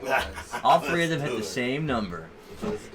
And so instead of walking up to one of you, then what looks like a homeless little goblin girl comes up to you, and she's got on a little bit of a raggedy-looking cloth mask, and a hat sideways on her head, and she's got on an apron and dresses underneath.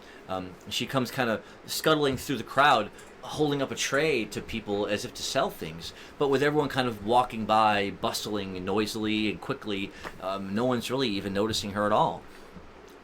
So as the 3 of you are kind of about to walk past her, she turns, and you can see that she's dressed roughshod in with the dresses and the apron are dirty and stained and torn, and as she holds up the tray, she looks up at the 3 of you, says, he is in the Shifty Dune. So she holds the tray up to the 3 of you. She says, "Oh, will any of you buy my honey cakes?" Yes, I want them all. I smelled them from a mile away. Well, there are 3 of you, and so she has 3 of them, and they look like rice baked little wafy like cakes, except for they have some kind of a sprinkling honey drizzle glazed over the top of each of them. She says, "My honey cakes are only 10 mil apiece." I'll buy one. 10 mil? Yeah. 10 mil?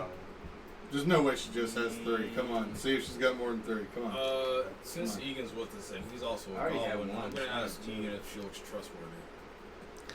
He kind of looks down at her because she's younger. He says, "Oh, that looks like a homeless goblin child out here in the street all alone." He's like, "But sometimes looks can be deceiving. But she appears to, and again, she's not wearing any shoes, dirty feet, dirty fingernails, and a dirt, stained complexion, so you wouldn't know if she sleeps in the street or what. But she's holding up a tray with 3 honey cakes. Will you buy one? Egan says she looks as if she sleeps in an alleyway. Can we roll We're over gonna use recruitment roll? predate singe on the basket of honey cakes. Is that before or after? You want to do I that? already bought one. I bought one too. But if you're just gonna burn it, then I don't want to lose it. Well, if you bought one already, then you have one. Yeah, but I could buy another one. There's still one left, isn't there? There is, but he's gonna. Dickens at it. I'll let Egan. I'll buy it for you. Okay, it's 10 mil, and Egan has a honey cake in his inventory. Nice. With Can I hope. pickpocket on the child. Say that louder so the microphone can hear you. Can I use pickpocket on the goblin child? The homeless one? Yes. The one with no shoes? I never trust him. Same.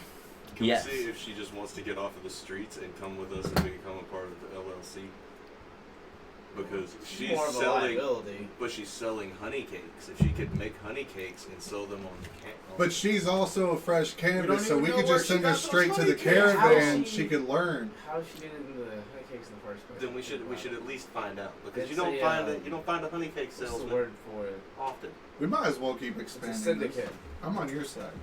I'm not even there, but It's I'm a on your side. syndicate. They send out children dressed up as orphans to get money. Well, we can. Well, as long as we get some of that money, then who's it hurting? The kid's gonna do it anyway. I mean, she's a goblin. Let's ask Egan. Well, he already So said we'd this have can't it be would end up secret. costing more to the child. By the time we finish the campaign, how old will the child be? I don't know, but I we don't might have a know. lot Who's of honey. feeding these children? That's what I'm saying. It'd be more. You have to take care of them. It would end up costing more. She's for the streets. She's for the street. That's She's where she literally- came from. Send her back. She is from the streets. Like, we don't have to send her back. We can. I mean, it doesn't really matter to me. I just figured if she's got she ties got to that honey good. cakes, that's Well, you can AP, ask her. Does she know yeah. how to make honey cakes? yeah. Hey, little girl, do you know how to bake honey cakes? Oh no, my dear old grandmama makes them. I just sell them. Can I attempt to copy one of his moves and use dual step? No, I'm kidding. Oh my god. I'm gonna use pickpocket. After all that for nothing though. Oh. A6. As she turns and goes to scurry away, you are able to deftly creep up behind her and pickpocket. You pickpocket a wooden tray. Don't get 30 mil? That wasn't the item that you got from her inventory. He said, Okay. I'll take it. It's also a useful tool. Why wouldn't you give it? Me and Because the honey cakes can't be free. Me and Egan are gonna go follow the girl. I'm gonna use predate hot to find out where she came from. So you and Irving are going to, instead of going... me and Egan. Oh, you and Egan, instead of going to the patchworkery or the magic shop, you're going to break away and follow the honey cake goblin? Yeah. in that case, here is his completed character sheet. Okay. Except for his stats. We don't have his stats yet. Did you put? The Oh, I can two put stats in now. Yeah, he had 3, so I just put him there. Then he's got 5 now. Sick. Or healing potion. You said herbs. I said herbs. Oh, I wrote that down. Can you change his healing potions from? Was it 3 or 5? It's 3 healing potions and 3 healing herbs now.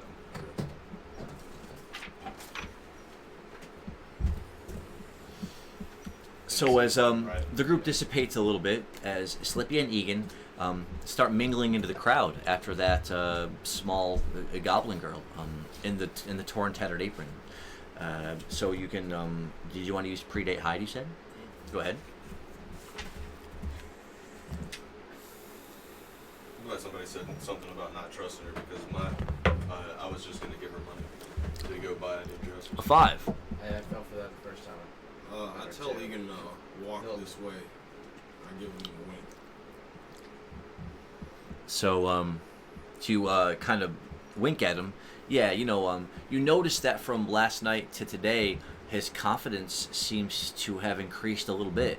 Instead of timidly walking through the crowd, he's kind of striding along with you, his hands resting on the daggers on his side, like as he's kind of walking along next to you.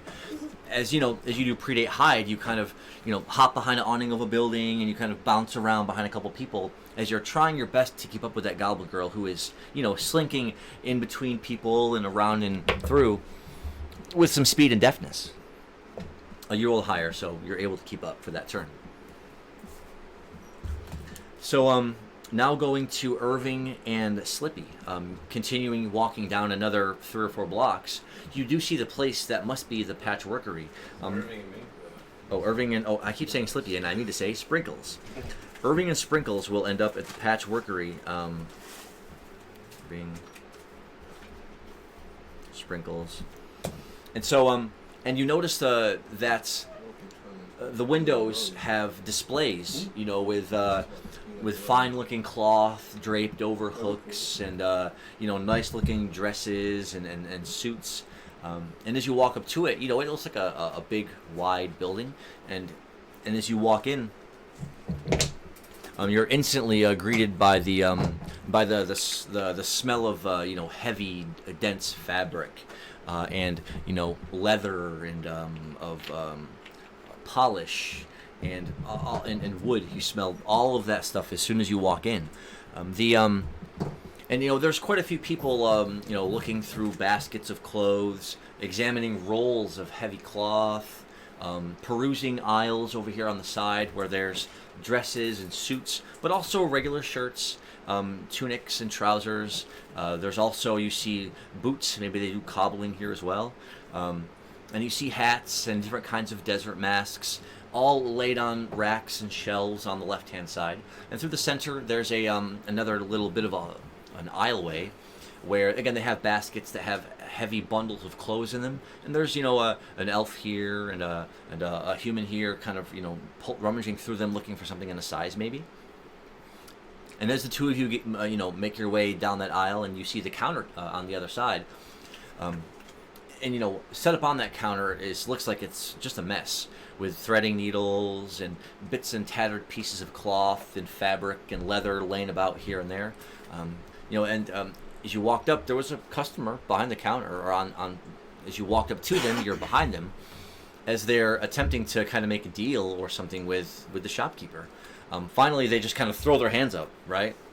And as they turn around and walk past you angrily, muttering something under their breath, it looks like a gnome woman, and she's must be a master seamstress. She's got a couple of needles up in a little patch on her shoulder where she can pull them out, and you see she's got a big basket of some kind of thread right there in front of her at the counter. And so as you approach, she's leaning into it and taking out some tattered pieces of what must be a cloak or a robe, and she's kind of stitching the working in together as the two of you walk up to the counter. She says, "Are you here to pick up an order?" No, I'm actually here to hopefully maybe commission you on some work. I need some upgrades. So as you kind of state your business, she says, "Oh, well, there's no finer place in Rekoppa for tailoring. What'll it be then?" I want to show her the headband, the midnight headband I have. Okay. I want her to attach it to, like, I guess, like the hooded part of my clothes. You want to attach the midnight? You want her to attach the midnight headband to your regular cloak? To my command 30 concealment to your cloak. commander cloak.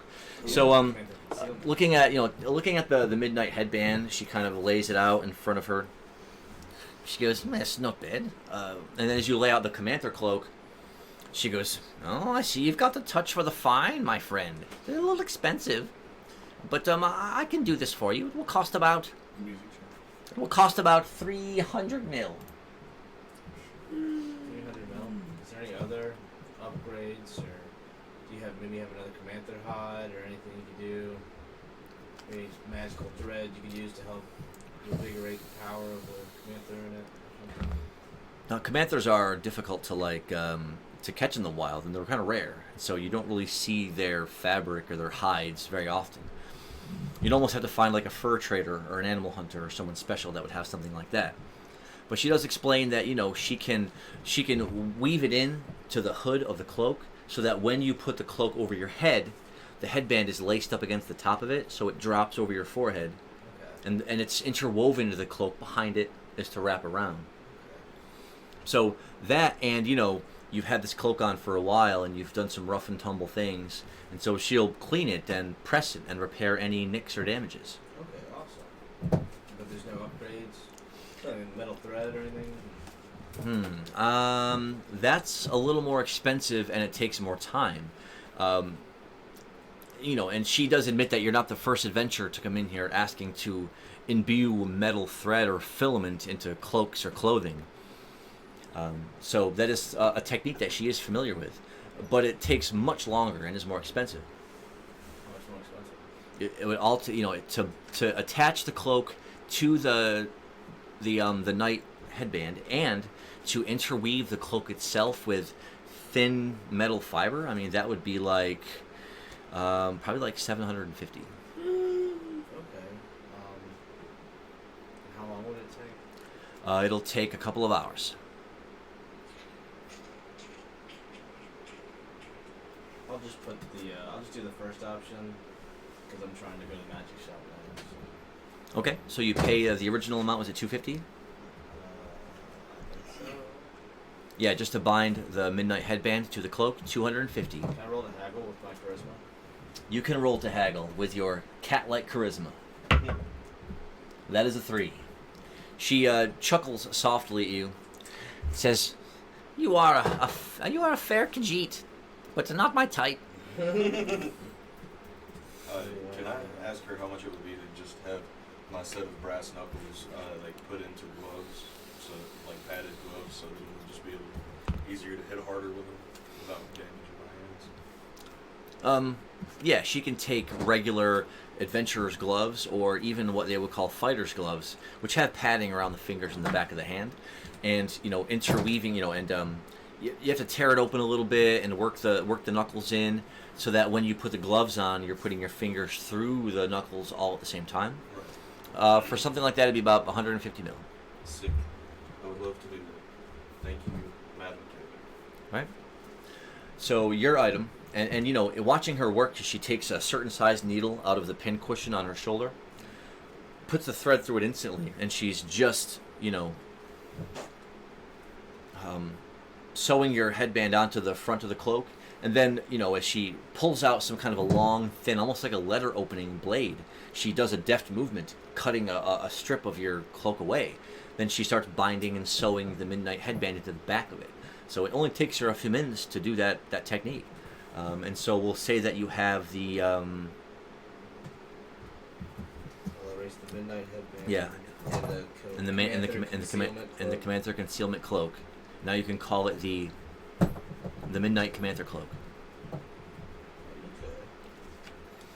And the item that she made for you is called the brass gloves.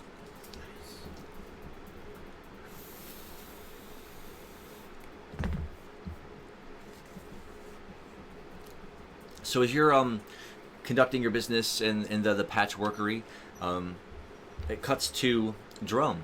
And as you walk right into the Shifty Dune, you notice that, walking in, it's a nice tavern with high domed ceiling, with a nice looking tan chandelier, with many candles, spilling light out everywhere.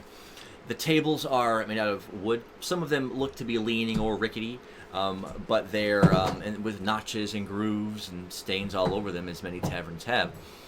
At this, even at this part of the morning, the 7 tables that are around, about 4 of them are full, and another 1 or 2 have just a couple of people with only 1 or 2 empty tables there.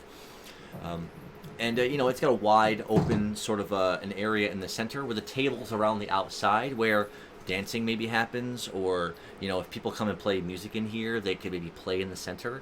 And the counter itself is long, that slopes around at the edges with a double doorway behind it. And we'll say there's 3 shopkeepers all there, or 3 tavern keepers as we'll call them. And they're busily cleaning out cups, pouring drinks. One is coming around and talking to people at the tables, taking orders perhaps, or handing off beverages. Does any one of them seem to stand out, like having more like authority than the others? So of the 2 tavern keepers behind the counter, yeah, one is a tall, bald-headed, and we'll say he must be a half human, half orc perhaps, because he's got earrings all in his ears, and piercings in his lip and on his eyebrow. Bald, clean shaven head, and he's wearing like a nice black vest over a white puffy tunic, with an apron over it. And he's cleaning a glass, sort of watching out over everyone with a steely, dark-eyed gaze as you approach. I would like to use Seek Quest. It's a D8. That is a 1. Oh Lord. So you walk up and nod once at the tall, half-orc tavern keeper. You say, "Hey, I'm looking for work. I'm new in the city. What have you got for me?" Giving you a quick look up and down. And he says, "Well, judging by your appearance, I don't have any throats that need to be slit. I'm sorry, my friend." Well, I'm good for more than just slitting throats. I've been known to dig a hole or 2. I mean, give credit where credit's due. Hey. "Is that right? Are you a drum, the sign of the shovel?" Hey, you never know. I've still got a road to walk down. That might be it.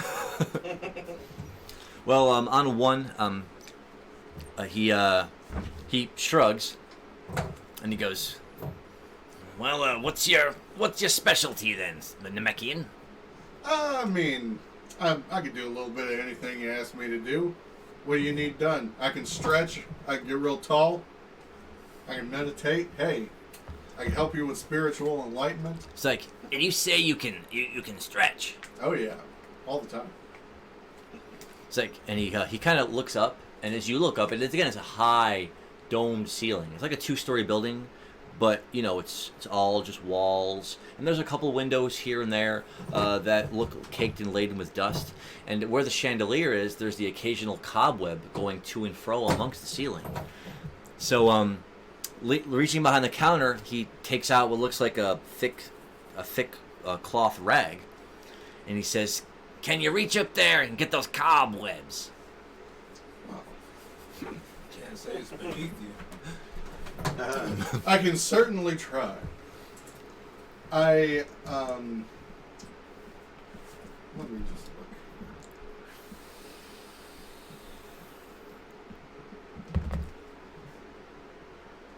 Alright, well, I have a few things I can do. Alright, I'd like to use channel on my stretching ability at a full 4, so it would be a 5 AP stretch nice. on a D6. Also, I'd like to take the rag and put it at the end of one of the shovels, so it's kind of like a handle. Okay. And yeah, I'll roll to stretch out to reach, and I'll use the shovel as some, sort of a makeshift, like an enforced rag type deal. Like some enforced rags, huh? Mm. Alright, a D6 for the stretch, and it is a 5 AP stretch. A 6. Nice. Roll it again.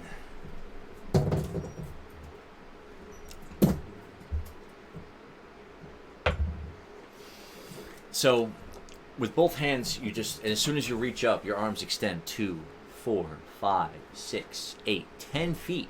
So instantly, all the patrons in the tavern around you, and many of them just kind of stop what they're doing with their drinks, mouths fallen open, audible gasps around you as your arms stretch and stretch and stretch. Once they get up to the top there, you just move your hand around a little bit, and you're able to, must up a lot of the cobwebs off the side of the chandelier. So with a 6, you were able to do that pretty quickly. Well, cool. With your arms still stretched out, you hear a voice behind you say, Why don't you go ahead and get those windows too? Well, you know what? I needed something to do. Should I roll for the windows? A 1. That's a 1. Well, So as you, your hands still stretching out like this, go over, flailing to the windows, they grab the windowsills, right? The sill of the window, and as you kind of trying to sweep your hands like this back and forth, you can already feel the effect starting to wear off. As now, instead of your arms growing shorter, you feel your body drawing closer and closer to the side of the wall where the windows are as it's getting shorter and shorter. Your arms are like way up here on the window. Mm-hmm. If you don't let go of the windowsill, you will begin to ascend the wall towards the window. As much as I should logically just let go, it would be quite funny for y'all to walk in here and me just hanging from the ceiling. So I'm just going to grip onto it. So hanging on as tight as you can, making a clutch grip with your hands, you feel your feet gingerly leave the floor as your stretching subsides and you find yourself going higher up and higher up. Now people behind you are just like, some are laughing, clapping their knee in amusement, others are pointing, tipping back their drinks like they can't believe what they're seeing. As you're now scaling up the wall, your arms growing shorter and shorter. Can I do like some kicks with my legs like a can or something? I'm trying to put on a show at this point. So your window. You're as soon as you're kicking your legs the best you can as you get to the top, and now as your arms have shrunk back down to their normal size, you're up here 15 feet high up inside the tavern. Looking out, you can see the bottom of the chandelier almost level with your eyes as you're looking over this dusty window, and there is a half inch of dust. It looks like no one's ever dusted this thing. Oh, while I'm up there, can I finish the job? Yeah. As soon as you sweep, dust comes right off of it, right into your face and nose and mouth. Roll to not sneeze. Oh, no. That's a 6. Hey. Cool. That's composure right there. That's composure. As you let out your arms hold their grip. As you finish dusting it, you look over and see the other window over here. You'd almost have to try to do another stretch to get over to grab it. I can do that. All right. I'll use channel again, but instead of a 4, I'll just do like a 2. So it'll be a 3 NP or AP charge stretch.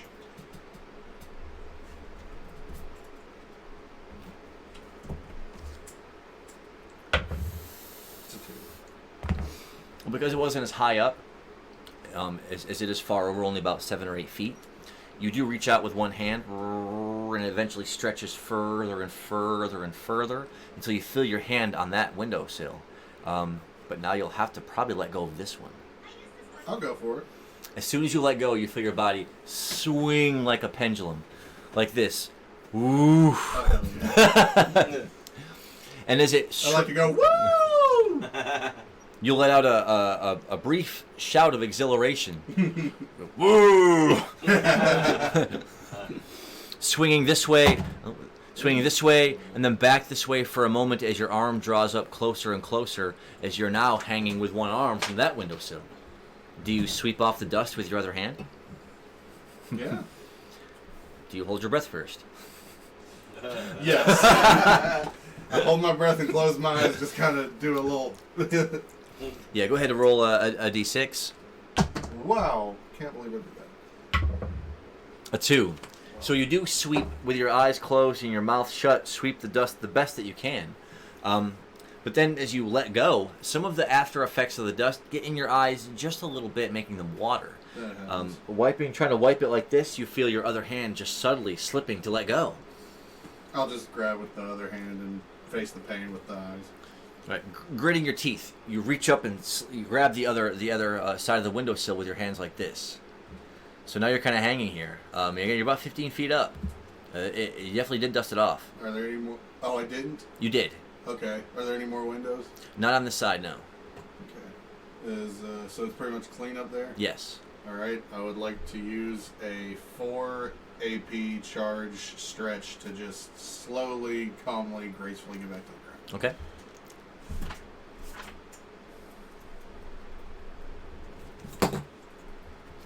Nah.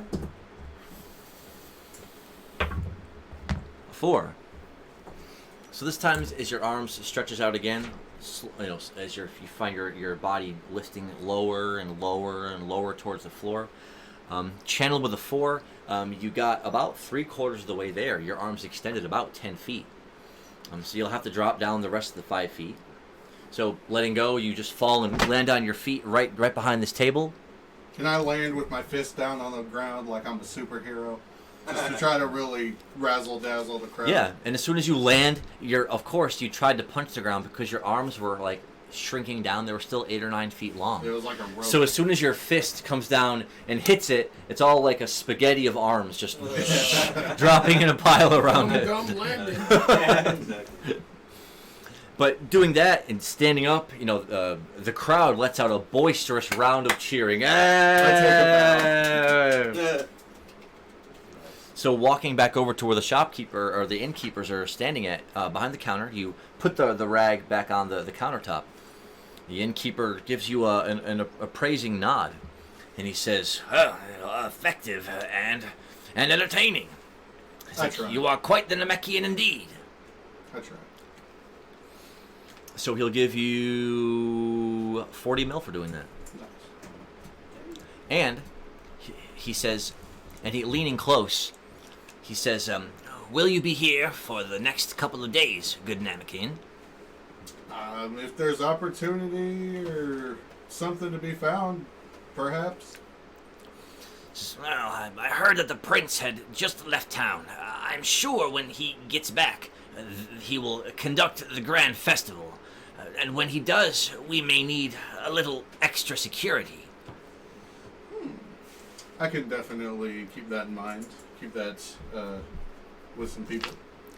so as far as you doing the first quest you rolled a 1 for, you succeeded and did it in such entertaining fashion that it unlocked a second quest that he gave you as far as Seeking Quest. Cool. So, and this one is, if you're here long enough, and it should be, and who knows how long it'll be, it could just be a couple days, but if the prince is back in the city and has what this guy called a grand festival, the Shifty Dune would seemingly hire you as a bouncer.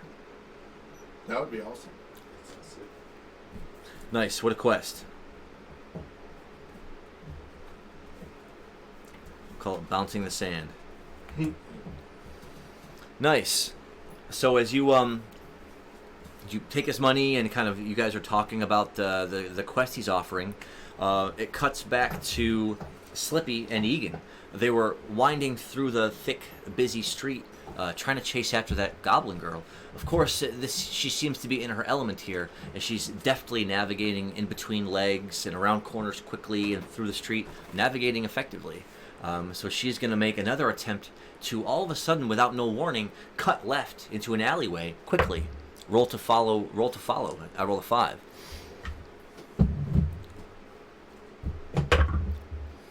Whew, that is a 1. That means by the time you get to that alleyway and turn and look, you see nothing down that alleyway but an intersection at the end going left and right, piles of trash, sand, and refuse here and there littering the walls, but you don't see any goblin girl anywhere. I told Egan give me a boost, and I'm gonna really bound off and get to the roofs. Okay. Let's go.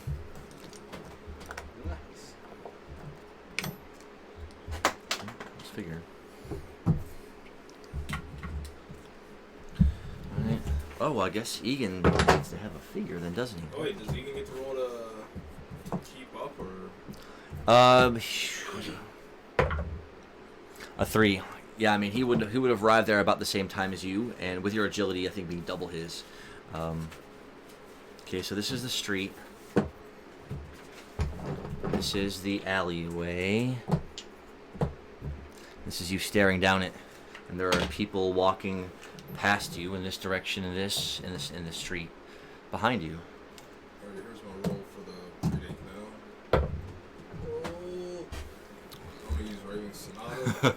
Oh, that's only on songs. Oh, that's right. Don't you have a predate move that lets you reroll predates? Predate. Oh, that's Oh, wait, I do. predate foe, something. Raving predate foe 5 times a day. Okay. You got it. Oh, that's a sweet 8. Nice. Roll it again. That's a I can't even tell what that was. Oh wait, this was a D10. Oh well, roll the d8. Oh. You did already, if you already used your raving predate, I'll let you either re-roll this or get your MP back. You gonna re-roll it? Yeah. A 5. A 5 is enough, and we're gonna say Egan is going to try to, holding his hands out like this, allow you to run at him to give him a boost. He hits a 4 on your 5, so you kind of lunge at him, slamming into his chest. He just has a moment to and lift his hands up before you do bound. Boom! Going straight up in the air. It brings you up. Well, you roll a d6 to reach up and grab the edge of the rooftop. A 5. Well, that'll be enough as you barely get one part of your slime body up over the lip of the building. You the bottom half scraping against the brick. You barely get yourself up over the top of the building. Turning and looking down below, it's the city street below you, and now you get a better view of how the shops are kind of all built closely together on the main street, with side alleys and some side streets with other shops and businesses kind of set behind them. And then further out into the city, you can see residential homes, shanties, and houses. You even see like a sandy courtyard out there on the other side of the town, in the opposite direction of the castle. So you see all of that spreading out in front of you. Now roll a d6 to scan the alleyway and the alleyway behind it for your for the goblin you're pursuing. A 6. Roll it again. Nice. A 2. So bounding along the rooftop, boom, boom, boom. You go to the back side of the building where the next building is, where there's an alleyway below it going in the 2 adjacent directions. Looking down one way and the other, you can see that way doesn't lead to anything but a dead end where it meets up and butts up against another long building on that part of the street. But turning and looking down this alleyway, you can see it goes all the way down, and then it turns again, going further deeper into the city, away from the main street. So you'd have to really bound down this way and hop over onto the next building. Alright. I'm gonna yell down to Egan. Tell him Look at that. follow the sound of the lyre. Or actually, no, I'm just gonna use a. I don't think I'll use a little song. That'll give me way too easily. Yeah, I'll just Ooh. Can I predate dark to go the path of the. Yeah, go ahead.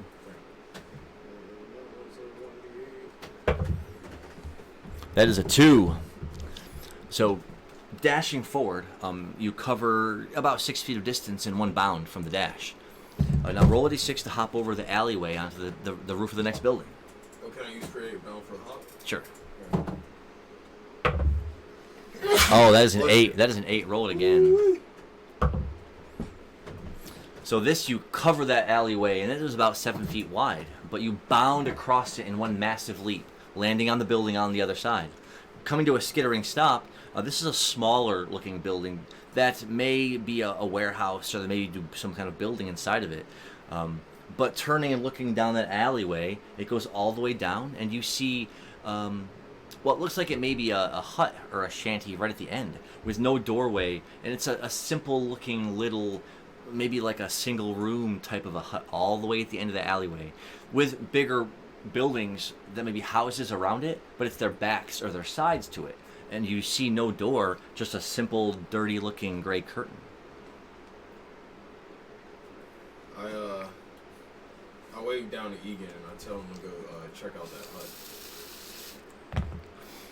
He's running this way, and he turned to go down this alleyway, and you're like all the way on that side. But he's going to turn and come down the alleyway here, And as you're way up here on the building, looking down at him as he's walking over, he, takes a silver dagger out of his sheath, holding out in front of him defensively. He's creeping closer and closer to the gray curtain at the end of the street in the alleyway. He closer and closer to it, and he's reaching forward with his small, trembling goblin fingers. Well, he's mustering up a lot of bravery right now. In one flash, he grabs it and goes to sweep it open, and he's kind of looking around inside. He then closes the curtain, drops his arms, and lets out a heavy sigh. He seems relieved. Looking up at you, and he says, "If they were here, they're not here now." It is a small little shanty of living quarters with a spot where a couple people might sleep huddled on one side, and a little oven-esque little counter there where it looks like baking is done. Ask him if it smells like honey cakes in there. He said it smells like something sweet. We got him. We got him. So, I can mark it.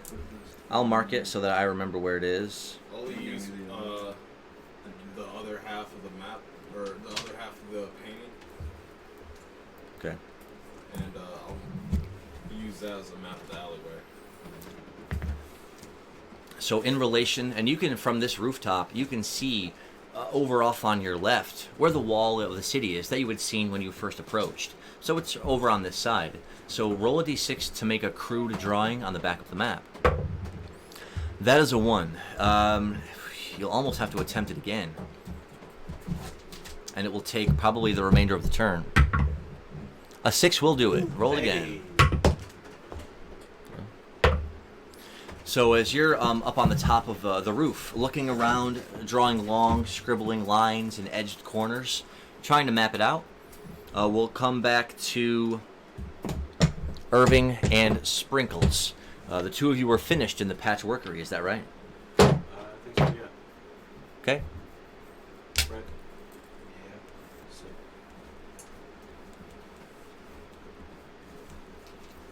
So from there, were you still going to go to the magic shop? King Zolford is here. Welcome back. Hey, yo. Welcome back. How many of you people came here to see? Oh, let me go back.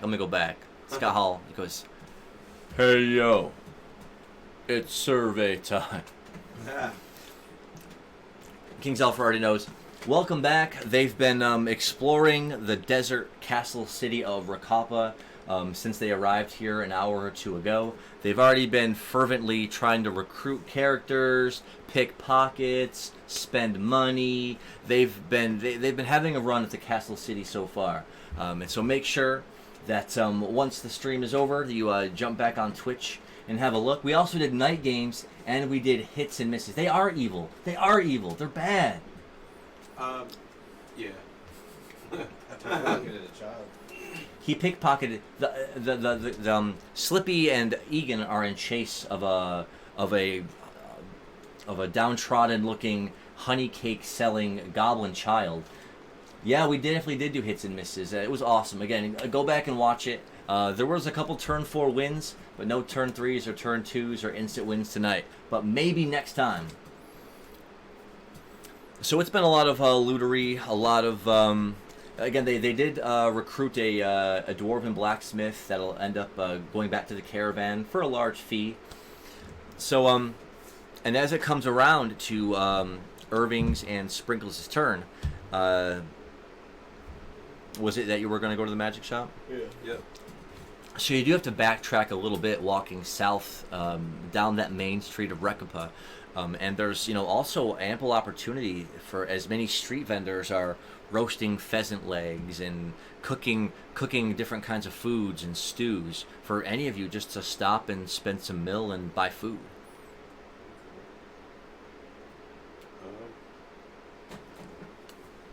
Yeah, their caravan doesn't have any windows. You see, it's all coming together, right?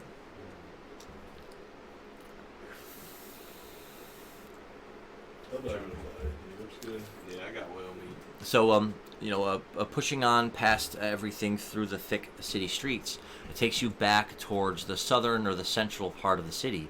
The magic shop there is it's another tall, and we'll say it's got the same tan, thinly set bricks as a lot of the other buildings around it, but this building seems to have a darker, almost a green hue to the bricks themselves, as if they're made out of some kind of different material. And there's a lot of people kind of standing outside, some people looking in the windows as you walk up and walk in through the heavy oaken door. As soon as you walk in, I mean, it's an impressive looking magic shop with nice, beautiful glass cases with beautiful magic armor set up in them. Beautiful magic weapons like scimitars and swords and different kinds of magical equipment sitting high up on racks behind heavy glass-plated cases. And along the floor, there's buckets and barrels and some racks with, different kinds of magical apparatuses, magical powders, magical materials you use to combine to make things. So maybe they do like magic synthesis here of different items, maybe.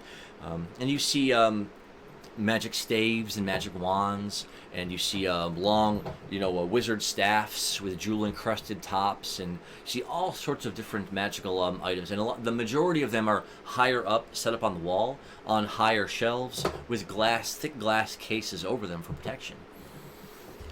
But as you get closer to the counter, you see a couple of what look like desert-clad wizards working behind the counter there. And one is a raven-haired half-elf woman, and she appears to be dressed in we'll say it's dark yellow and dark green swirling robes, and she's with her sort of jet black straight hair. She's got it tied back loosely as she's helping someone at the counter. But you see an assortment of all different kinds of magical objects and constructs all around the outside walls, with the aisleways in the center having smaller shelves, even some pull-out drawers where there's little bundles of powder or little sacks of magical dust and all those kind of basic things that you would find. And they've got healing herbs and healing potions and the basic recurative items here too for sale. Aisle door. Thinking I might try and get something for Egan, like a shield or something. That would be pretty cool, or like a healing staff if there's such a thing. Since it's kind of leaning into that shortness. Interesting. So just took his silver daggers and tried to upgrade them for him. Yeah.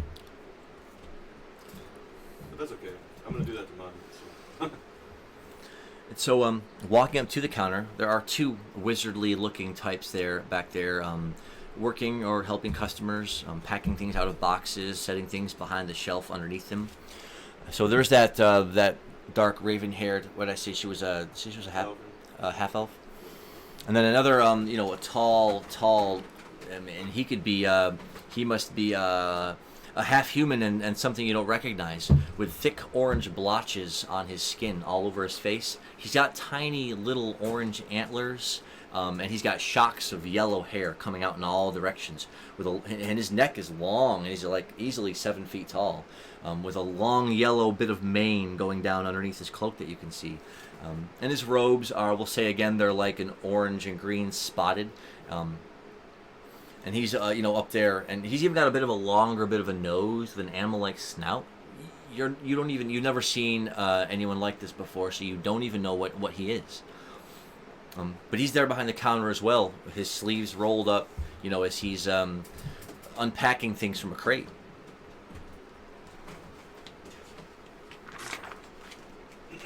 So as the two of you walk up, the raven-haired, half-elf, she'll say... Says, "Oh, welcome to Teldij, the finest magic shop in the city. What can I sell to you?" Hell yeah. 1000%. Can I get my cloak or something? Setting the cloak out, she waves a hand over it. Says, "Oh, has this already been enchanted?" One time. So, well, that, I can imbue, perhaps another enchantment on it, though it may cost about 500 mil. Okay. I'll attempt to Haggle. Oh. Oh, 1. That haggle does not succeed. Okay. Alright, well, I'll still give him 500. Again, she, with her hands outstretched over the cloak, lying flat on the counter, she waves her hands over it, and it does hum very faintly for just a moment. And as she picks it up, you see a shimmer of dark light sort of over it for just a moment. Holding it out to you. Let's see if she gets a bonus on it. A 4. It was a normal success. Alright. Says, "'Tis done." It says it should get darker. The darker the night is befallen once you wear it. Okay, did the name change? You can call it. It was Midnight Commander Club. Call it the. Midnight is already pretty dark. Abyss Commander Cloak. It only got the midnight part from the headband. Yeah, it didn't pick It's up. already assisted in hiding. So why don't you call it the? Dang.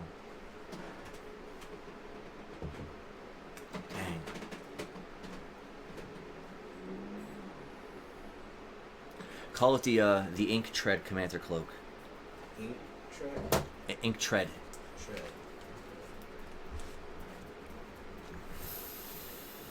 Awesome. And what about this jolting bow? It's been upgraded twice. So it would cost 700. It would cost 750 mil. I took 3. So also not a success. that. Alright, I tried. Well, I will pay 750.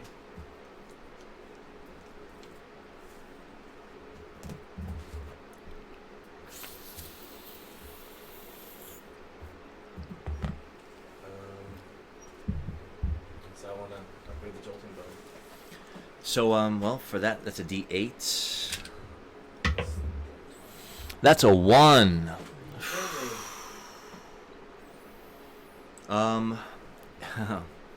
It means that Might be able to do something. it wasn't a success, and Was the item gonna break? no, the item doesn't break. But on a 1, it's just not a success. And if you want to attempt it again, you have to pay the mill again. Oh. Can I just give him a 5-star? You can only use it on rolls that you roll. That's what, can I give it to him? To use? The 5 shard is worth more than the upgrade you were about to do. I mean, I still want the upgrade. You got her something to do? No, I don't really.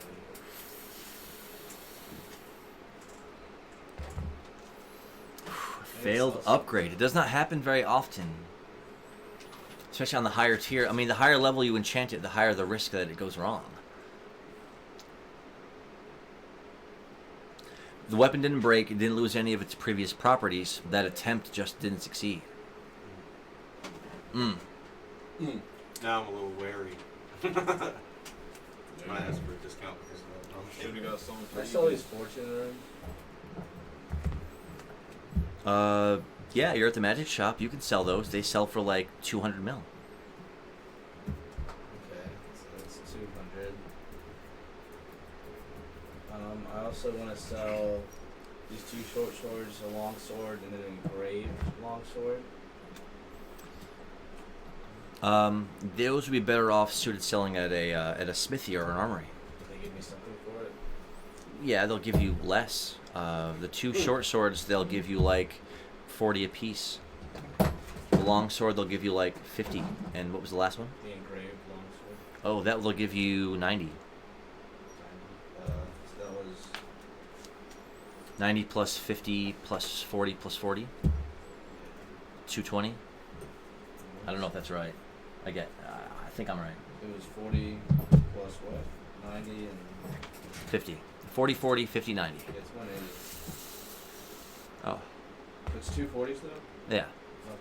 2 short swords. Oh, then yeah, it's 220.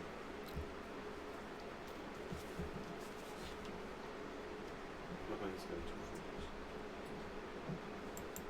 So that puts me at 420. Let's go. 420 plus 211.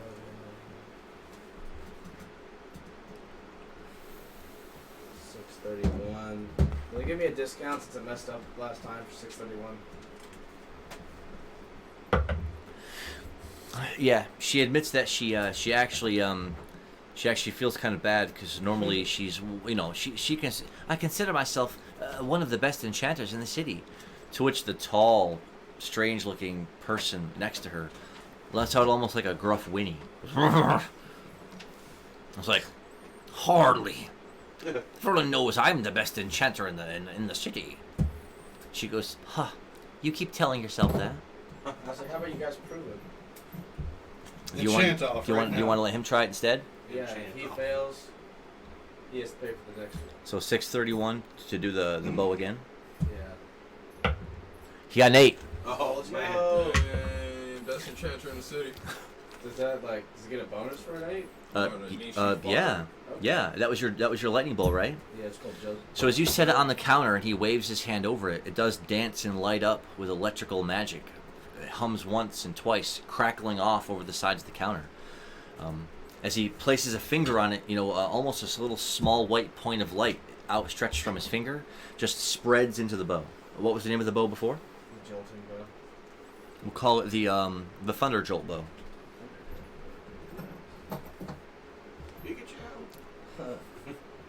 Oh, I choose you. The Thunderbolt bow? Yeah. Was there anything that you would have enchanted? Yeah, I was gonna see how much it would be to enchant my new brass gloves. They haven't been enchanted yet? No. Then that'd be 250 for the first one. Okay. Yeah, I'm gonna do that. Right? That upgrade is... it's a 1, but on the D6, that doesn't mean a fail. It just means it's the basic level of success. They added a little bit of striking power to it. At the moment of impact, it can occasionally deal more damage, which is almost just like a bit of an intensity magic placed inside the brass of the gloves themselves. Okay. Cool. And so now you can call them, just call them brass striking gloves.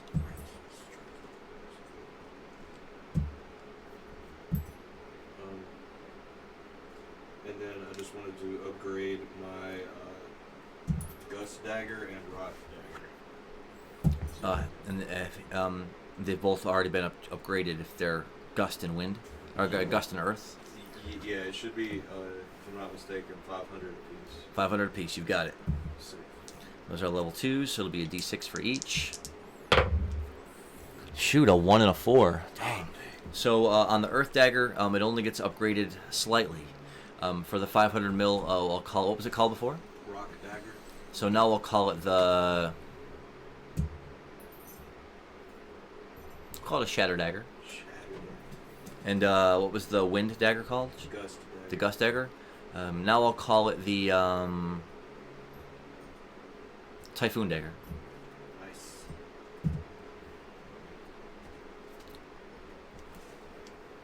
Spending the serious money to upgrade weapons. Sick. And lastly, I wanted to see if I could do any wheeling and dealing to try and tie my wind ring into the brass gloves. It would be to one of the gloves. It is one ring? Right, yeah. He says, well, you'd almost have to take this to... there's a place up the street known as the Patchworkery. They might be able to bind the ring inside of the knuckles inside the gloves. Is there any way that you could transfer the enchantment from the ring to the gloves? Not a high enough level magic shop. Gotcha. Can't have the I can't have the NPC saying stuff like that. Yeah. Alright, and then I just want to sell some stuff and think I'm good to go. If you're interested in buying it. If it's magic items or anything magic related, they'll buy it.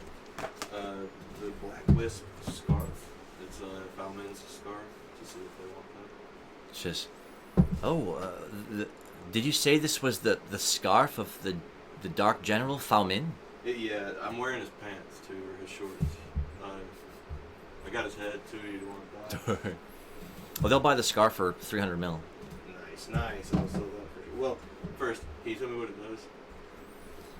Oh, it was said to have been created by that General Falmin himself. It seems to have some kind of effect when the undead are around. Okay, never mind. I'm just gonna put it on. Equipped. Yeah. And then I've got this the bronze scepter from the night games that we played there. I think it's where I got it from. So she'll identify it as what's called the Rod of Sparking. Okay. Rod of sparking. Says yes, it's actually I think was meant to be a children's toy long ago. This seems to be more of an adult version. If you swing it around as quickly as you can, it's supposed to shoot off a display of sparks. Nice. Okay. Would you be interested in buying it? Yeah, I'd buy it for 250 mil.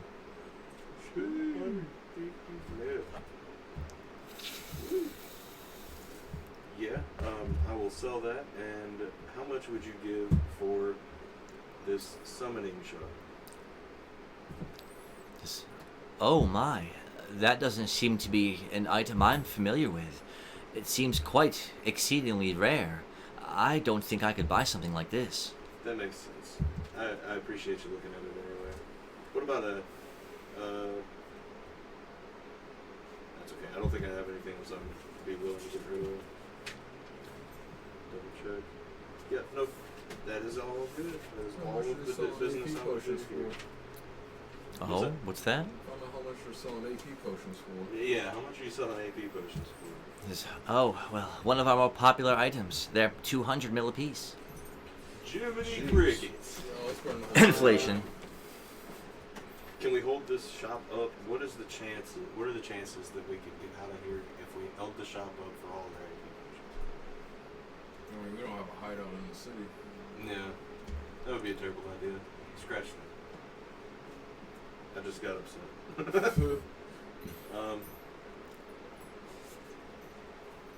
Tell it to your local lieutenant.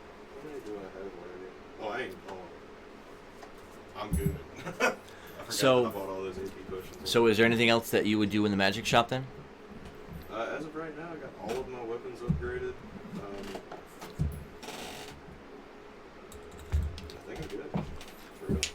So as you leave the magic shop and turn north to go deeper into the city, running up behind you is Drum. He had just come out of the Shifty Dune, letting you know that he lined up a job, and he let you know that the barkeep had said that there may be a grand festival here in the city coming up.